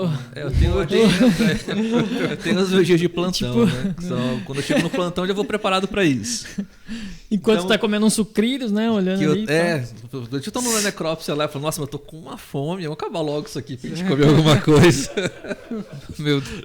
Não fui eu dessa vez. Nem adianta. Cara, não sei se o YouTube vai deixar de Eu tenho um auxiliar que ele tem faculdade de gastronomia. Ele cozinha bem pra caramba. Então, às vezes, ele faz comida lá no IML lá, e quando acaba todo o serviço, a gente vai comer e é uma delícia. Nossa. Então, aí não tem. Você tem que diferenciar o que é trabalho. Diferencia bem, e higiene em primeiro lugar, e respeito e acabou. Gente, quando o Thiago falou que ele faz comida no NML, ele traz a comida para o ML. Porque você já viu, né? Tipo, o pessoal falou que ele faz comida no IML e já vai achar que o teu. Ou na peraí. área certa Calma. dentro do IML. Dentro do IML tem um necrotério. Ponto. Certo. Tem um consultório de atendimento das pessoas vivas, eu tenho recepção, eu tenho cozinha. Eu tenho Pronto. copa. É isso. Separado, vigilância sanitária já passou lá e já tá tudo certo. Tudo separado. A gente tem, poxa vida, né? Tem nossas... Necessidades, né? Todo mundo tá de plantão lá, 24 horas de plantão, uma hora você vai ter que comer alguma coisa. Você vai comer aonde? Tem a copa, você vai lá, pede comida. Então, faz alguma vida coisinha normal, ali. vida normal. qualquer serviço tem uma copazinha que você vai lá e... Depende. Tem Toma umas um denúncias café. aí num certo centro de compras que tem loja que não possui alimentação para os seus funcionários. Mas Aí deixa você faz plantão de 24 horas lá? o quê? Praticamente. Ixi, então tem que ter. Então Praticamente, principalmente em épocas festivas do nascimento de Jesus Christ. Mas aí a gente deixa para uma outra história. Ô, Tem uma Thiago, copinha improvisada ali. é tipo isso. Não, mas é em questão de alguns colegas lá que eu observo, eu acho isso um absurdo. Aonde pelo menos eu atuo, tem. Tá tudo tranquilo, tudo na norma, tudo certinho, mas tem colegas ali que a gente sabe que não. Tá? Pra mim, se sentar numa loja às 3h30 da manhã pra você sair meia-noite do outro dia, não é justo, tá? Arrumando vitrine. Não, mas, cara, eu cara- trabalhei em restaurante que não tinha onde o funcionário comer. No restaurante. Então isso não é inadmissível. Mas não come junto? Um monte de pessoas comem? Não, o salão tá lá com os clientes, você vai lá com o seu pratinho de comida de funcionário, senta lá comer, não vai, né? Poxa, mas Porque acho é que o diferente a funcionário tinha que comida do comer funcionário. antes de abrir até. Então, tem... Certo. Mas tem... É porque, por exemplo, tem restaurante, tem 2 turnos, né? Aí o pessoal que faz o almoço come antes de abrir. Almoça cedo daí. Mas o pessoal da tarde, que entra à tarde e fica até fechar, aí tá rolando o serviço, né? Aí não dá pra ir lá, sentar lá. E a comida de funcionário não é a comida que você serve ali, né? Ainda mais restaurante chique, né? Você vai lá, o prato custava R$150. Você vai, não vai dar pro funcionário. Eu vou comer um salmão aqui, grelhado aqui. Isso, até parece. Não vai, o salão do dono do restaurante E não vai aí liberar. você não vai sentar com o pratinho lá de arroz, feijão e linguiça lá e... Que cara. Então, cara. Você é nojento, trajante. Mas O restaurante cliente vai olhar é isso aí. esse pratinho aí, o que você pediu, você também quer. Tá bonito isso aí, cara. Mais uma batatinha solteira, acho que 215. Eu acho que isso aí, acho que esse prato seu dá uma sustentada melhor. Não tem pra mim também, não? Acabar de cliente falar só uma isso. coisinha no meio, assim, né? Aquele prato gourmet, assim, que tem só Só um uma coisinha no meio. Você vê um ovo frito ali, esse ovo aí, cara. Não tem. Mas era assim mesmo, cara. E aí não tinha onde os funcionários comer, cara. Isso é Nossa, eu inadmissível. pegava mal demais. E não tinha espaço. Aí os caras iam comer no estoque, ia comer no vestiário. Tipo, mano, no vestiário eu não deixava os caras comer. Não dá, cara. O cara tá lá comendo no banheiro. Caralho, mano. Abraço pra vigilância sanitária. A gente dava um jeito lá e arrumava uns espacinhos lá. Galera, senta aí. Mas não chega a ser ultrajante, pô. Não, é ridículo. Pelo amor de Deus. É ridículo, cara, é ridículo. Mas eu trabalhei num outro que a dona falava, não, senta lá, pô, senta no salão lá. Porque a comida do funcionário era legal também. Tá vendo a diferença? Então, aí não era a mesma coisa, mas também era uma comida legal. Mas era digno de você ter um lugar pra sentar. Então ela né? falava, não, senta ali, só, não senta lá no meio da galera, né? Porque aquelas mesas a pessoa precisa dela pra vender a comida, né? Mas aí tinha umas mesas na parte de fora e tal, no fundo e tal. E aí o pessoal sentava lá, ficava lá, batendo papo, não sei o que, era de boa. Mas aí eu trabalhei em restaurante chique aí que... Não foi dentista a vida toda. Não foi dentista a vida toda. Não, eu fui dentista, daí eu fui cozinheiro e aí dentista de novo. O André é muito chique. Aí tinha isso, cara. Trilingue. A comida de funcionário era ridícula e ainda você não tinha onde sentar pra comer. Acontece. Interessantíssimo. Cara, copa é importante. Copa é importante, copa viu? é importante. No ML tem copa e no restaurante não tem. Ele tem copa. Não é o Cássio Ferreira espeto de pau, né? Então. Literalmente. Você falou em condição de trabalho, de refeição. Você passou por 3 ou 4 cidades já nesse seu... Já. Muda a condição de trabalho de uma para outra, eu digo em matéria de estrutura. Não. A estrutura é uniforme. É? Como você tem o Estado, que é o dono do serviço, ele garante o mínimo em todos os lugares. Nunca tive problema com isso. Então, aqui em São José, a estrutura é melhor do que em todos os outros lugares.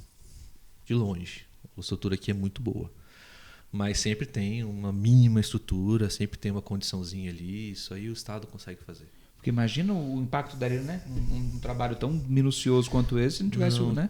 É o tipo de coisa que quando dá problema, quando falta estrutura, dá muito problema, repercussão, muito problema.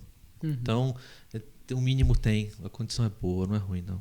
Dá para trabalhar com dignidade e fazer o serviço direitinho. Menos mal, né, Thiago? Não, você consegue fazer assim. Assim como a saúde também ainda tem uma estrutura digna, assim. E no ambiente de trabalho, a dúvida pessoal que eu tenho, pode ouvir uma musiquinha ali, tá, enquanto você faz, bota um fone ou ambiente? Pode. Opa! Tem técnico que coloca música clássica para tocar na hora do procedimento, da necropsia. Tem sim. Você coloca o quê?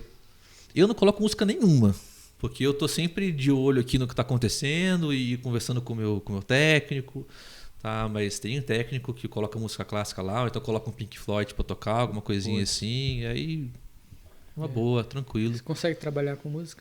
Consigo. Eu não consigo. Porque daí, cara, ao invés de trabalhar, eu tô lá, tipo, fazendo air guitar, brincando bateria, não sei o quê. Aí, tipo, eu não tô trabalhando. Quando vê, eu não tô trabalhando. Aí eu não posso. O que eu não consigo fazer ouvindo música é sexo. Me irrita.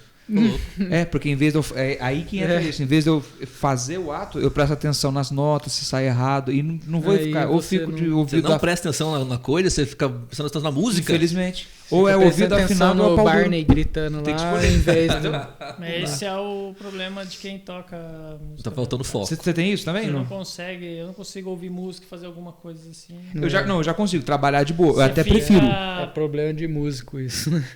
Você fica pensando, tipo, tá, agora vai mudar pra nota tal, porque combina com a nota tal. E você fica nessa, cara. E você vai num lugar que tem música ao vivo, você não desliga, cara. Você não relaxa. Porque você tá pensando, Você puta, tá- aquela cordinha ali tá milímetros. Tá desafinado o Desafinado. violão. A sol tá Que desafinada. bosta. É sempre a corda Já sol. aconteceu também. Que vontade de ir lá e falar Tava no pro barzinho cara. ali, no música ao vivo, conversando com a minha mulher e, cara, esse violão tá desafinado. Tá? Então, Tem uma porque corda você ali que- também... Você toca, né? ligado, assim, tem... Guitarrista? Pronto, agora. Então, Pegou, você né? entende, já era. Não, Você não consegue tá. relaxar.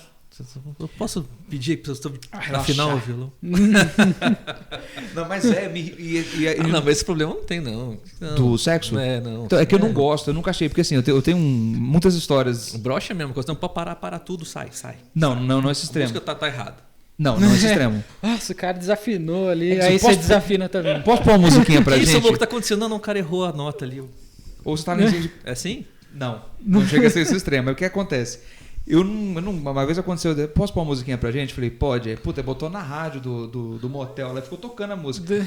Daqui a pouco. Aí é arriscado. Então, Aí pode entrar uma moda sertaneja lá, ou um Ah, funk, aí você você... fica entrou, deprê, não, já fosse um é. funkão, você botar pressão, tá legal. Você entrasse na pressão, a gente continuava. Velocidade Cara, 5. Do nada pulou o cara, Transamérica 90. Eu falei, putz, que chato. Eu olhei no- Tem um cara, Não, cadê mas esse aí você não cara, vai botar cara? na Transamérica, você põe na Bang Mas sabe o que ele Vibe. falou? É você conectado com a gente. Sei lá, conectado com alguém lá. Cara, não acredito que você fez isso. Eu Não, o cara fala assim, né? 8h30. Repita. 8h30. falei no jogo, são só Jovem Repita. Pan, né? Tipo Exatamente. isso, do nada. E eu não gosto, porque assim, eu não consigo ver Caralho. romantismo. Eu não consigo. Lúcio, eu não consigo. Botar uma musiquinha pra gente. Eu falei, puta, não bota, porque. Mas nem não- uma Hoje música em dia tem Spotify, que você põe na sua playlist você lá põe em e- sua playlist afrodisíaca lá, Então, não o que tem. acontece é se o ambiente estiver musicado, tipo balada, show, eu já fiz, aí tudo bem, porque tá acontecendo no ambiente e vai. Mas eu, tipo, chegar e parar e colocar uma música para o ato, não vai. Eu não gosto, eu prefiro o som natural, in natura. Entendeu? Então Entre tá, tapas e beijos é hora, é desejo, é sonho, é ternura. Eu Então sou tá. assim, É. entendeu? tem cada um. Eu não gosto. Eu também não tenho muita preferência, não. Não, eu não tenho uma playlist pra isso, né? Mas se Playlist tiver para tocando sexo. música, demorou, toca música. Eu não gosto. Já brochei? Já. Por causa de música. A Transamérica foi um. Você é calvo ou você raspa o cabelo porque você gosta do visual? Os dois. É. Eu tenho um cu de milho aqui em cima, devido à idade, mas eu sempre usei o cabelo raspado. Eu fui cabeludo, né? Porque vocês me conheceram, eu fui cabeludão, tudo, mas eu tenho uma calvície meio foda, cara. Tem uns tratamentos aí de calvície aí que realmente dão problema. Então, por isso que eu não trato. Por isso que eu deixo É, a calvície dá, aparecer. deixa a brocha. Entendo, deixa. Você fica cabeludo, mas não Não, mas eu funciona. morro de vontade de cair tudo. Eu queria que todo o pelo do meu corpo caísse, exceto sobrancelha. Tem uns tratamentos a laser E que o pessoal barba. faz que... Não, mas... Cara, mas tem. Vai fazer o tratamento. lá e Tem não os pode negócios a passar laser, laser. não sai mais nada. Não, laser laser não no pode passar no saco não saco. pode. Não, não No escroto, pronto, não sei. Não pode. Ah, é, saco. Saco, não pode passar. Sensível, né? Ah, mas, cara, eu não sei por que ter pelo no rabo. Eu- É uma proteção, é área de atrito. Nossa, velho, é o mais É a proteção da aleatório. pele. Da tora? Esse É, episódio poder de tá atrito. muito louco.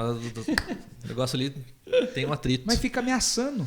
Porque dá no verão. Te assando por quê? Porque fica raspando essa porra. Eu tenho um cu de macaco, cara. Ah, tá. Aí fica andando, fica assim, ó. Aí o que acontece? Eu tenho que usar. Peraí, que isso é novo, cara. Peraí. O meu não fica assado, o seu fica assado. Não, explica melhor esse negócio. Porque fica assim, ó. Ah, caralho. Não, mas é verdade, fica o Nossa, esse atrito. papo tá descambando. Aí o que acontece? Aí eu fui no médico e falou: usa essa pomada, uma pomada específica. Põe Não lá no corte do Hellzenha lá assim, ó. Fica assado. Deu um cu assado.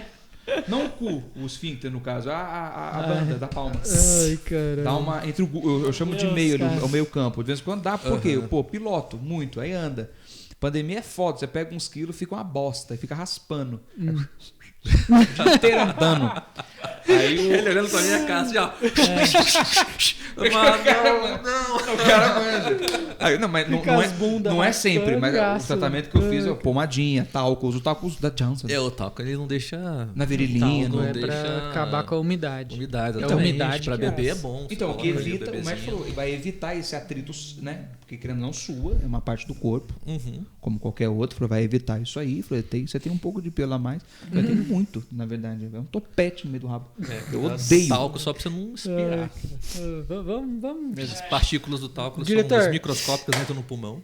Claquete. Ele reconhece como um corpo estranho e fica lá pra sempre. No talco? Mas eu posso usar no. Mas, tipo, mas não tá pelo rabo, né? sílicas. Mas Mas não pelo rabo. né? Não, lá Eu Não, posso aplicar no pelo rabo saquinho não. tranquilo. Você Porque... pode colocar lá Só embaixo. por senão fora. Não faz muita Só névoa. por assim. fora. Não, é um segredo que eu uso. Não cheira o talco. Eu uso Johnson e manteiga de karité. É um creme específico para o falo. Ah, isso eu não conheço. É bom. Quando eu vou fazer xixi no banheiro público, fica assim, ó. Né? Cheirinho gostoso. Né? É muito foda. Quando você vai no banheiro público, os caras ficam cheirando Na hora- você. Quando eu vou fazer xixi, Ah. aí sai um cheiro de manteiga de karité, porque eu boto o cancão pra fora. Ah, entendi. Você dá uma...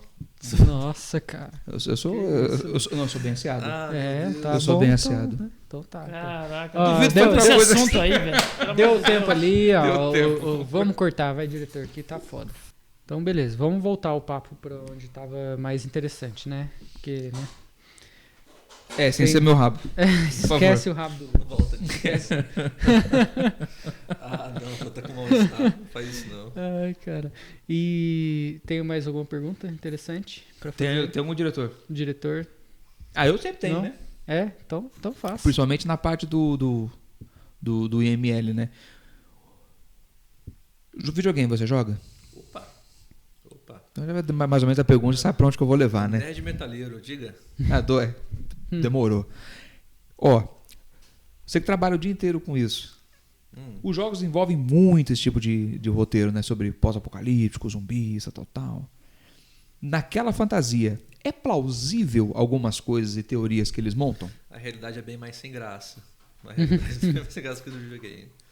É bem mais... menos apocalíptico do que o videogame. Não o fato assim do morto-vivo. Eu digo assim que dependendo do jogo de mistério, você vai poder ter um assassinato. Tem até o jogo do CSI mesmo, né? Que você vai clicando no corpo, fazendo a perícia, a investigação, tudo. Sim. Então, é muito fantasioso ou eles têm uma certa coerência? Não, cara. Tem muita ciência nessas coisas aí. Tem muita ciência nesses jogos. É assertivo, né? Sim. Você acompanha local de crime. Aqui em São José o e-mail não faz local de crime. Aliás, quase nenhum e-mail faz local de crime, né? O IC costuma fazer muito isso. Mas você vai na cena de crime, como já aconteceu do Wii também, e todos os vestígios têm uma ciência naquilo ali. Então a marquinha na parede, que tem um resquíciozinho de chumbo, é fotografado e faz sentido que o tiro bateu na parede ali e foi para outro lugar. Então tudo numa cena de crime. O perito que está ali, ele tem que ter um olho muito ávido por esses sinais todos. E eles têm bastante experiência com isso. O pessoal do IC faz cena de crime muito legal. Tem colegas que fizeram cenas de crimes famosas aí. A morte lá do Chorão, a perita lá é amiga minha que fez. Então, muitos achados ali da cena que passariam desapercebidos, batido, eles pegam e anotam, fotografam. É vestígio, é bem interessante o trabalho deles. Sim, porque lógico, o trabalho em campo para fazer tanto no seu quanto a gente está falando dos jogos, né, envolvendo ambos os dois, tem muito estudo por trás. Sim, tem. Não só o olho ávido, e também a tese empírica, né? Eu preciso que isso seja comprobatório, porque já que eu vou relatar uma realidade, isso trazendo para os jogos, então os especialistas da área são trazidos para lá. Já vi cenas de acidente de veículo que o colega perito pegou as marcas de pneu, fez todo um estudo em cima e apresentou uma tese de como aconteceu aquilo ali, que depois viram na câmera de segurança que pegaram depois. Exatamente como ele colocou. Então tudo isso aí, essa parte que montam para videogame e tudo mais, tem ciência nisso aí. É mais ou menos assim mesmo. E ninguém acredita, né? A gente fala, pô, é uma arte que envolve muitas outras áreas, né? Impressionante. Polícia, envolve a perícia, envolve engenharia, porque, querendo ou não... Sim, na perícia tem engenheiro, tem dentista, tem fotógrafo, tem uma série de profissões ali trabalhando. Então... Aliás, o concurso, geralmente, quando fazem concurso, já pedem até áreas específicas. Tem que ser biólogo, farmacêutico, dependendo da vaga que tiver, eles já pedem já algo específico. Por causa disso, né? Para trabalhar com isso. Engenharia é uma área que precisa bastante na perícia. Às vezes cai uma ponte, vai periciar a ponte, mas quem que vai fazer isso? Não é o detetive, né, que vai lá. Exatamente. Não é o biólogo lá. Não, é um cara que conhece a área. Mesmo assim, ainda faz ainda um curso específico dentro, né? Assim como a gente também, quando a gente entra, o médico entra na carreira, ele faz lá a academia de polícia, ele faz um estágio no IML de São Paulo, fica lá com... O meu estágio foi excelente. Eu fiz com um pessoal os legistas das antigas que fizeram casos de renome. Então vai ter psiquiatria forense com o legista que fez o caso do Champinha, fez o caso do maníaco do parque. A gente vai ter traumatologia forense com o pessoal que fez o caso Isabela. Então, vamos estudar esse caso aqui? Pum, caso Isabela. Logo tá aqui. Vamos ver. Fazia otoscopia do cadáver, fazia um monte de coisa que isso aí você aprende demais. Eu fui muito feliz na minha parte de formação em São Paulo com isso aí. Nossa, porque midiaticamente falando parece que é tudo muito simplório, né? Demora porque tem que demorar, mas putz, tem um trabalho por trás que e o que você vai colocar no papel é uma prova material, né? Então você não pode, eu acho que é isso. Não, você tem que eu quando faço o exame cadavérico, a necrópsia, a gente faz e registra tudo de forma ágil até para liberar o corpo para a família. Mas quando eu vou sentar para fazer o meu laudo, é 1 hora pelo menos escrevendo ali e alimentando um laudo bem feito, né? Tem algo que você vai botar no papel e é o que vai servir de prova para alguma coisa. Aquilo ali. Então você tem que fazer de forma bem assertiva. Então demora para fazer. Demais, principalmente quando é um caso que ainda está em investigação, né? Aqui no Brasil a gente tem muita cultura de que a pessoa morreu, tem que enterrar logo. A família não descansa enquanto o corpo não tiver... Depois que enterra, existe esse vínculo que foi, né? Agora tá resolvido. Então, quando a pessoa morre, eles querem agilidade. Nos Estados Unidos, não. Você pega o corpo do Michael Jackson, quantas semanas não ficou no necrotério? O Kobe Bryant do avião, né? Ficou 3 semanas que ficou. Eles não liberam enquanto não estiver tudo fechado. Aqui a gente costuma ser mais ágil em relação a isso. Registra tudo, libera o corpo, tá tudo na mão, tudo registrado. É a cultura, né, do país. Aqui se eu deixar 3 semanas o corpo no IML, nossa senhora. Os caras vão invadir, roubar o corpo para poder enterrar, né? Então não existe um sentimento todo que a gente acaba cedendo, né? Porque o corpo, você pertence a quem? Você pertence a quem? Eu? Bom, hipoteticamente, para mim é ninguém. Você pertence a você mesmo e você pertence ao Estado. Tanto que você faz o que você quiser, desde que você respeite as leis do Estado. Perfeito. Quando você morre, você pertence a quem? Ao Estado. Aí é 100%. Ao Estado. Aí pertence ao Estado. Então, a partir do momento que o Estado vai fazer a perícia no seu corpo, ele não tem mais interesse, ele entrega o corpo para a família enterrar. Até lá pertence ao Estado. Então, se eu quiser ficar, pela lei, quiser ficar com o corpo 3 semanas lá e periciando, a gente tem essa prerrogativa. Só que existe a parte social, não vou fazer isso. Tanto de dor de cabeça que vai gerar depois. Então, libera para a família, registrou tudo, faz aqui todo o seu lado baseado no que você tem registrado. Mas é uma coisa que a gente não pensa. Né? Exatamente. Mas já houve caso, por exemplo, de ter que ficar realmente 4 às 3? E quando pega de volta? Que é o... Como é que chama? Exumação. Para investigação. Ainda tem isso ainda, né? Às vezes o cara tomou um monte de tiro, eu não achei o projétil. Acontece. Alguns lugares tem raio-x que a gente consegue fazer, aqui a gente tem. Mas tem IML que não tem raio-x. Então você vai, às vezes o tiro está dentro da coluna. Você faz a necrópsia e você tenta não desfigurar o corpo. Não dá para eu arrancar a cabeça fora, igual você comentou. Que eu queria ver. Não tem como fazer. Então a gente tenta não desfigurar o corpo para realmente devolver para a família e estar em condições de ser aquela mesma pessoa ali para a família, né? Não chocar. Então eles procuram, não acha, por exemplo, o projétil. Aí quando chega na fase processual, o juiz, não, mas eu quero, exuma e procura de novo. E já aconteceu. Abre o túmulo, peneira a areia lá para ver se acha alguma coisa e acha projétil. Nesses casos, quando já está em esqueletização, já fica até mais fácil de arrumar, de achar. Aí pode arquivá-lo ou no processo, no caso, que às vezes o processo está aberto por causa disso, né? Sim. Ou não? Sim. Às vezes está parado lá e o juiz está pedindo uma exumação. Daí vai a nossa equipe lá, tem um pessoal para fazer isso, para poder procurar a resposta. É muito comum aqui também fazer exumação por conta de DNA. A pessoa morre e depois de 3 anos aparece um filho. E aí, é filho mesmo? Aí exuma, pega uma amostra de DNA e manda para São Paulo para fazer o confronto. Esse é um trabalho que a gente faz também. Mais comum do que a gente imagina ou é bem raro? Não, está sendo cada vez mais raro isso. Está sendo mais difícil. Já teve uma época que eu fazia, todo mês tinha exumação para fazer. Nossa. Então, Imagina todo e é um processo demorado. E deve ter ainda maior burocracia para você exumar um corpo, né? Não é tanta burocracia. Você tem que ter a requisição da polícia, do delegado da autoridade policial, então do juiz. Você tem o oficial do cemitério que tem que estar junto com você e a sua equipe. Você fotografa tudo antes, fotografa o livro, mostra que está no local correto, aquele corpo é daquela pessoa. E não é tão complicado, não. Tá? Tem que ter um familiar, tem uns negócios. Não precisa ter familiar. Isso aí é uma coisa que ainda... Tem família que quer acompanhar, mas eu nem indico. Não. A família vai ter acesso, vai ver alguma coisa lá que ela não vai gostar. Então é só pegar o material mesmo. A gente pega geralmente um osso longo, tal, e isso tem amostra de DNA ad eterno, né? A gente consegue fazer o confronto e definir. Paternidade é bem comum. Mas também tem esses casos assim tem que achar um projétil lá que não foi achado na hora correta. Daí abre de novo e faz o trabalho.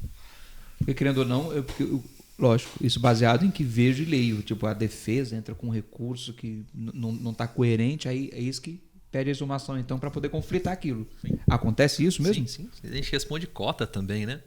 A gente faz um laudo e chega lá na fase processual, existe algum questionamento. Aí o processo volta para a gente com uma cota da promotoria, do advogado, para a gente poder responder. Meu Deus. O laudo desceu pro resto da vida. Você está aposentado, chegou uma dúvida, vai voltar para você responder. Sério? E aí você tem que... Ou você registrou tudo, ou você se ferrou daí. Porque a responsabilidade tudo, é sua. Registre tudo. Tudo sempre registrado.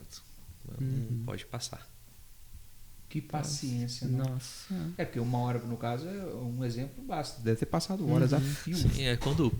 Fazendo ali e qualquer coisa vira questionamento, né? Quando eu comecei, meus laudos eram extremamente extensos, eu escrevia muita coisa, até coisa que nem precisava de escrever. Escrevia, não, ele tem uma tatuagem aqui, com uma cicatriz aqui na tatuagem, parará. Aí vinha questionamento dessa coisa que não tinha a ver com... Eu tinha que voltar para responder, não, isso aqui é um achado que não faz... assim, não tem ação direta com crime e tal. Então, você vai com o tempo, você vai começando a enxugar e registrar mais o que interessa mesmo. Porque acontece o que você falou, alguém vai lá, porque, por exemplo, você pega uma defesa de um criminoso, o cara vai procurar no mínimo detalhe ali onde alguém errou para livrar o cara, né? Sim. E aí os caras caem em cima de você também para isso. Teve já uma vez lá em... Onde foi? Pinda, Taubaté, não lembro onde foi. Que um criminoso invadiu a casa de uma senhora, empurrou a senhora no chão e ela morreu. E aí veio pra gente e ela tinha um baita de um infarto enorme, transmural, com sangue no pericárdio e tudo mais. E aí, causa da morte, infarto. E aí, voltou o processo pra gente. Aí teve que dizer, mas morreu do infarto mesmo? Ele empurrou ela, teve alguma coisa a ver? Teve. Provavelmente ela não teria infartado se eu estivesse em repouso em casa tranquilo. Talvez essa emoção que ela teve dessa agressão tenha desencadeado isso. Tem que estruturar tudo, né? Minuciosamente para... Tem muita particularidade. Cada caso é um caso. Sim. Então, às vezes volta mesmo que a gente nem espera que volte. Teve também um outro caso em Jacareí, se eu não me engano, o rapaz morreu e tinha um tiro em cada coxa. E ele morreu. Bom, vamos ver o que aconteceu, né? Aí quando a gente abriu o tórax, o coração despedaçado. Ué, e aí? Como é que foi isso? Aí tomou um tiro na coxa e o coração explodiu. Aí a gente abriu toda a trajetória do tiro, toda a trajetória do projétil. Aí viu que ele provavelmente estava deitado e alguém veio de baixo para cima, ele deitado, e o projétil entrou pela coxa e veio furando o abdômen, chegou no coração e achou o projétil na clavícula. Então tudo. Foi exatamente isso. Que caminho. Imagina, cara. E aí foram dois, né? Os dois subiram. Se perdeu no abdômen, a gente conseguiu recuperar recuperou os 2 projéteis. Mas a gente teve que fotografar tudo e tudo registrado, bonitinho. Aí você vai ter que explicar lá que o projétil entrou na coxa e pegou no coração. A coxa estava alojado na clavícula. Não, daí eu lhe Isso, aí você pergunto. faz a trajetória, você faz, olha, foi o ângulo tal, foi de baixo para cima. Provavelmente a pessoa estava deitada. A intenção Você devia ser descreve tudo. matá-lo, mas o cara sabia. Impossível, não sei se é impossível, mas difícil o cara saber disso.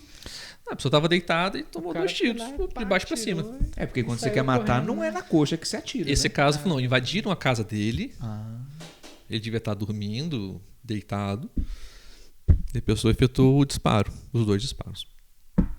achando que ia executá-lo numa parte, sei lá, superior. Às vezes o cara não atira e fica ali olhando. Deixa eu ver se eu acertei, né? O cara atira e sai correndo. Já né? tirou isso aí. Porque na perna é meio complicado, né? Eu nunca matei ninguém, mas da onde nós nascemos e crescemos, as execuções eram muito comuns. O costume era acordar o cara antes. Ah, é? Eu tô falando sério. Acorda Era aí que bater você assim, vai ó. morrer. Era o costume, quando o pessoal ia executar os outros na rua, era bater. Ou o cara levantava pra saber onde é que tava. Pau, testa. E houve um cara que sobreviveu. Você acredita? Desviou. Já vi um caso em Caçapava de uma senhora que tomou um tiro na cabeça. Pum, o tiro entrou embaixo da pele, saiu atrás. Escorregou. Olha pelo crânio. isso, cara. Viva. Só uma suturinha aqui. Acabou. Cara. Tirou. Isso foi internado, tudo, mas Essa saiu. É cabeça dura mesmo. Não, mas aí que tá. Eu falei, caramba, bicho. Isso não dava. Já chegou alguém, por exemplo, com uma chave de fenda atravessada na cabeça? Eu já vi um cara com uma torneira enfiada no olho. Uma Nossa. torneira. Sim. Utilista. Caiu de rosto em cima da torneira. A torneira entrou dentro do olho. O olho Quebrou. perdeu na hora, né? Puta merda. Mas aí até para poder quem tirar essa torneira aí foi uma discussão quem que ia entrar e quem que ia tirar isso aí. Isso pegou- você pegou isso na emergência. É, você não tá Vivo. vivo. O cara tá vivo. O cara Cara, tá mas bem. olha a pancada. Era aquelas torneiras de latão, assim, tem aquela borboleta em cima que é bem afiada. Então, entrou. Mas puta merda, cara. E aí serraram a torneira e levaram lá com a torneira enfiada dentro assim. E ele totalmente embriagado. Tá? Ele tava de boa. Olha lá, de boa. A gente tava tudo assim. e ele- O cara anestesiado, né? Tranquilo. Pá, tranquilo, suave. Então, beleza. Bom, suave. Considerações finais? Considerações finais. Doutor, quer dar alguma ressalva pro pessoal? Dar Um recado. Bom, acho que se tiver alguma outra história que vocês quiserem saber, entre em contato com a gente aí. A gente está sempre à disposição. Contem com os nossos serviços. Pode abrir uma janelinha de pergunta lá no Realzenha? Pode sim. Olha aí, ó. Aí, Doutor vamos responde. abrir. Isso, pode abrir É, sim. Você As sempre... redes do Thiago, então, vão estar aqui embaixo. Como sempre, apoia o Metal Nacional. Faz um Pix, ajuda o Realzenha. Ajuda o Realzenha. Se você quer ver o Pix do Lute, cabeludo, Você sabe o Pix do Vodka, né? o Pix do Lute, você já viu essa Pix volta cabeludo Então, e se macho. você quiser ver o Pix cabeludo do Lute, faz um Pix. Ajuda a gente a trazer mais gente legal, a melhorar o nosso material, melhorar a qualidade. Sei lá, talvez começar a fazer isso aqui ao vivo. Enfim, a gente precisa do seu apoio. Curte, compartilha, se inscreve, faz um Pix, recomenda para os seus amigos e que você só ajuda o Realzenha assim, a trazer mais gente legal, igual foi esse papo de hoje e muitos outros que tem por vir aí. Um papo vívido, né? Uma coisa Já teve uns momentos pesados. Aí, Mas é importante, né? A vida não é feita só de sol. Não é cor-de-rosa, né? Exatamente. Antes fosse. Agora é aquela hora? Agora é aquela hora. A pergunta polêmica do Lute. Só que dessa vez eu não vou fazer uma pergunta polêmica. São curiosidades da grande maestria do povo mais antigo. Doutor, deixa eu fazer algumas perguntas breves. É possível uma pessoa morrer de soluço? Morrer de soluço? Cara, Eu já ouvi isso. Que fulano morre. Todo alguém mais. Essa, Né? ninguém antigo. perguntou pra ele. Não É vi, possível. Eu nunca vi um questionamento desse. Aqui é cheio de surpresa. nunca é cheio chegou de alguém lá surpresa, no IML que, tipo, cara, esse cara possível. soluçou tanto que morreu. Olha, se alguém morreu de soluço e foi de Premier, é muito difícil algum achado necroscópico que vai indicar que morreu de soluço. O soluço é um espasmo do nosso diafragma, geralmente é um estímulo do frênico, geralmente gases, tá? Então, o espasmo que dá e a pessoa continua respirando, coração batendo, nunca vi alguém morrer disso. Aliás, se tiver algum conhecido que disse que morreu de soluço, você me avisa aí que eu queria investigar isso aí para saber melhor. Não, porque sempre é o histórico da manga com leite, sabe? Tipo, os antigos diziam, não, cuidado, tem que tratar isso aí, tem que dar um susto, porque fulano já morreu de soluço. Uhum. E eu sempre fiquei, mas é possível morrer de soluço? Não. Não, né? Morrer de soluço eu nunca vi nada descrito de alguém ter morrido de Tipo, soluço. Não soluçou vejo, tanto que desequilibrou o coração e aí não vejo infartou lógica e- nisso. Exatamente. Colocaria alguém morreu de soluço. E travou Travou. Teria que a me glote. convencer de que a pessoa conseguiu morrer de soluço. Cara, Morrer de rir é possível? Porque assim, não, mas é uma coisa Se eu pudesse escolher um jeito de morrer, seria morrer de rir. Mas eu estou perguntando porque assim, eu já vi uma matéria e eu fiquei pensando naquilo, porque quando você ri demais, lógico, começa a doer alguns órgãos, né, porque exercitam por muito tempo. E é possível, tipo, sei lá, dar algum tipo de choque muscular e você morrer rindo, deve ser uma delícia. Aí você travou ali. Não, a gente tem alguns mecanismos de preservação, né? Você começa a faltar o ar, você vai o cara, o seu desligar, corpo você falou, vai "Pera desmaiar aí, cara, e alguém calma vai voltar a aí, respirar." relaxa aí. Também não é assim. E a última que eu tenho curiosidade é verdade que já morreu alguém de tanto beber água? Não por afogamento, eu digo de consumo. Sim, sim. É verdade? Sim, água mata. Como que acontece? Muito água. Se você tomar muita água, você vai fazer um desequilíbrio. Nosso organismo é um equilíbrio, né? De eletrólitos, de substâncias. Se você tomar muita água, você vai fazer um distúrbio de sódio. E aí você pode ter, sim. Você pode morrer de tanto tomar água. Tudo é um equilíbrio. É Que legítimo. mata o exagero, Álcool também, né? É mais fácil, Álcool é mais fácil de morrer do que Com água. certeza. né? Menos álcool mata mais do que muita água. Mas morre do mesmo... É a desculpa, né? Mas morre do mesmo jeito, né? Vai ter Tá, gente... vou beber, Beba então, mais é. água, gente, não tanto. Vou morrer mesmo um dia. Thiago, satisfação pura, obrigado. Satisfação é minha. Eu vou deixando aqui um recado então pro Realzinha. Se inscrevam nas nossas redes sociais, no canal, na página. Tá aqui passando os colaboradores. O Thiago tá recebendo ali ó, a palheta do Realzinha. O Thiago também é guitarrista. Legal. Isso aqui é, né, Thiago? Você é guitarrista, né? Olha, faz tempo que eu não toco uma guitarra. Faz muito tempo. Mas assim, tem a minha guitarrinha em casa ainda lá. Ainda tá. De vez em quando, dedilha, viola o tocão. Ele viola o tocão. Médico, músico, é um homem sensacional. É um homem lindo de morrer. O Realzinha vai ficando por aqui. Tá ficando esquisito. Só tem que... Os caras aqui, velho. Onde que eu fui te colocar aqui, Thiago? Né? Jesus. Umas piadinhas de matar, mas enfim. Olha só, gente. Você se inscreve no canal, então, por gentileza. O Realzinha vai ficando por aqui. Desejando-lhes um bom dia, uma boa tarde ou até mesmo boa noite. E como é de praxe, tem aquela dicasinha para poder encerrar a noite, né? Use o látex. Ele não evita só a proliferação de vidas, mas também uma DST. Tá bom? Forte abraço.